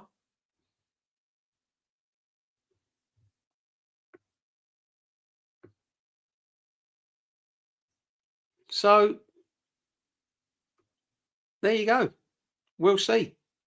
So if he doesn't score more than 20 goals in 25-26, he's gone backwards, hasn't he? On your theory. Saka's improved. Oh, right. So he should be getting 22 goals in 25-26 season. If he gets less, he's not improved, does he? Come on, man. I know you've not agreed with me, but you've been tied up in knots, really, haven't you? Just admit it.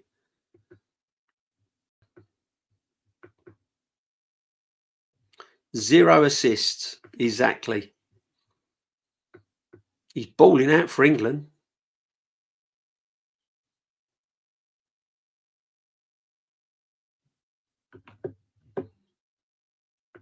Oh, look, he's another GA man. Look, another GA man. Look, another stats man. What's GA? Who cares about GA? Who cares about GA? What does GA get you?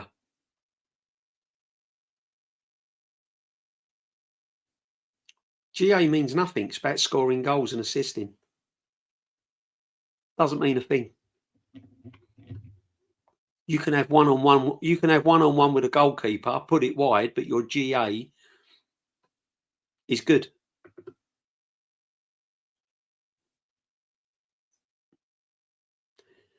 Edu weren't terrible.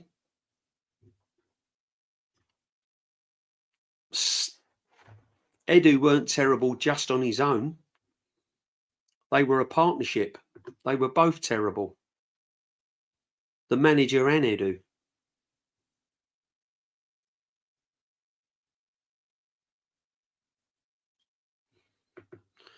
I was in Paris last season. I was 14 when we played Barca in 06. I cried my eyes out. Because you lost the final.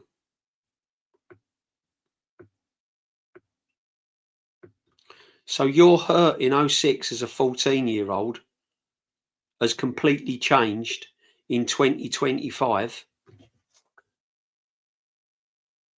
Because as I said to you before, that hurt you felt in 06 should have been the hurt you felt when you lost the Carabao Cup semi-final. Should have been the same hurt you felt when you lost the Premiership after an 8-point lead.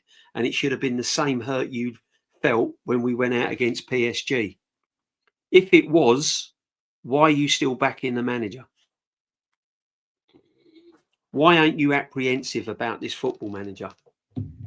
What's happened to the hurt? Why is the hurt different just because Arteta's in charge? Why has he made it feel better? Because he comes out and talks bollocks in a press conference after and gets his players to do interviews and say all nice things about him. Huh? Why is your hurt any different?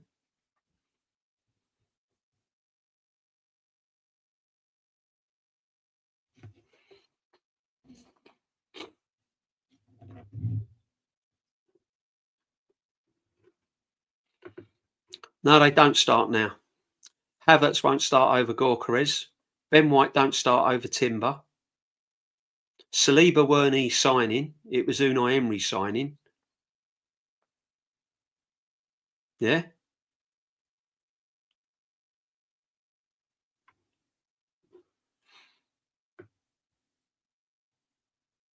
So before Berta came, look at the players he signed. Look at the horrific players that he brought to the football club. Kai Havertz. Come on, man. But as I said to you before, you was hurting as a 16-year-old in Paris. But just because Arteta's in charge now, you're not hurting. You're accepting.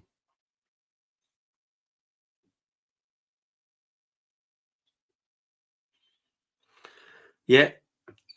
Saka will play better for England than he does for Arsenal.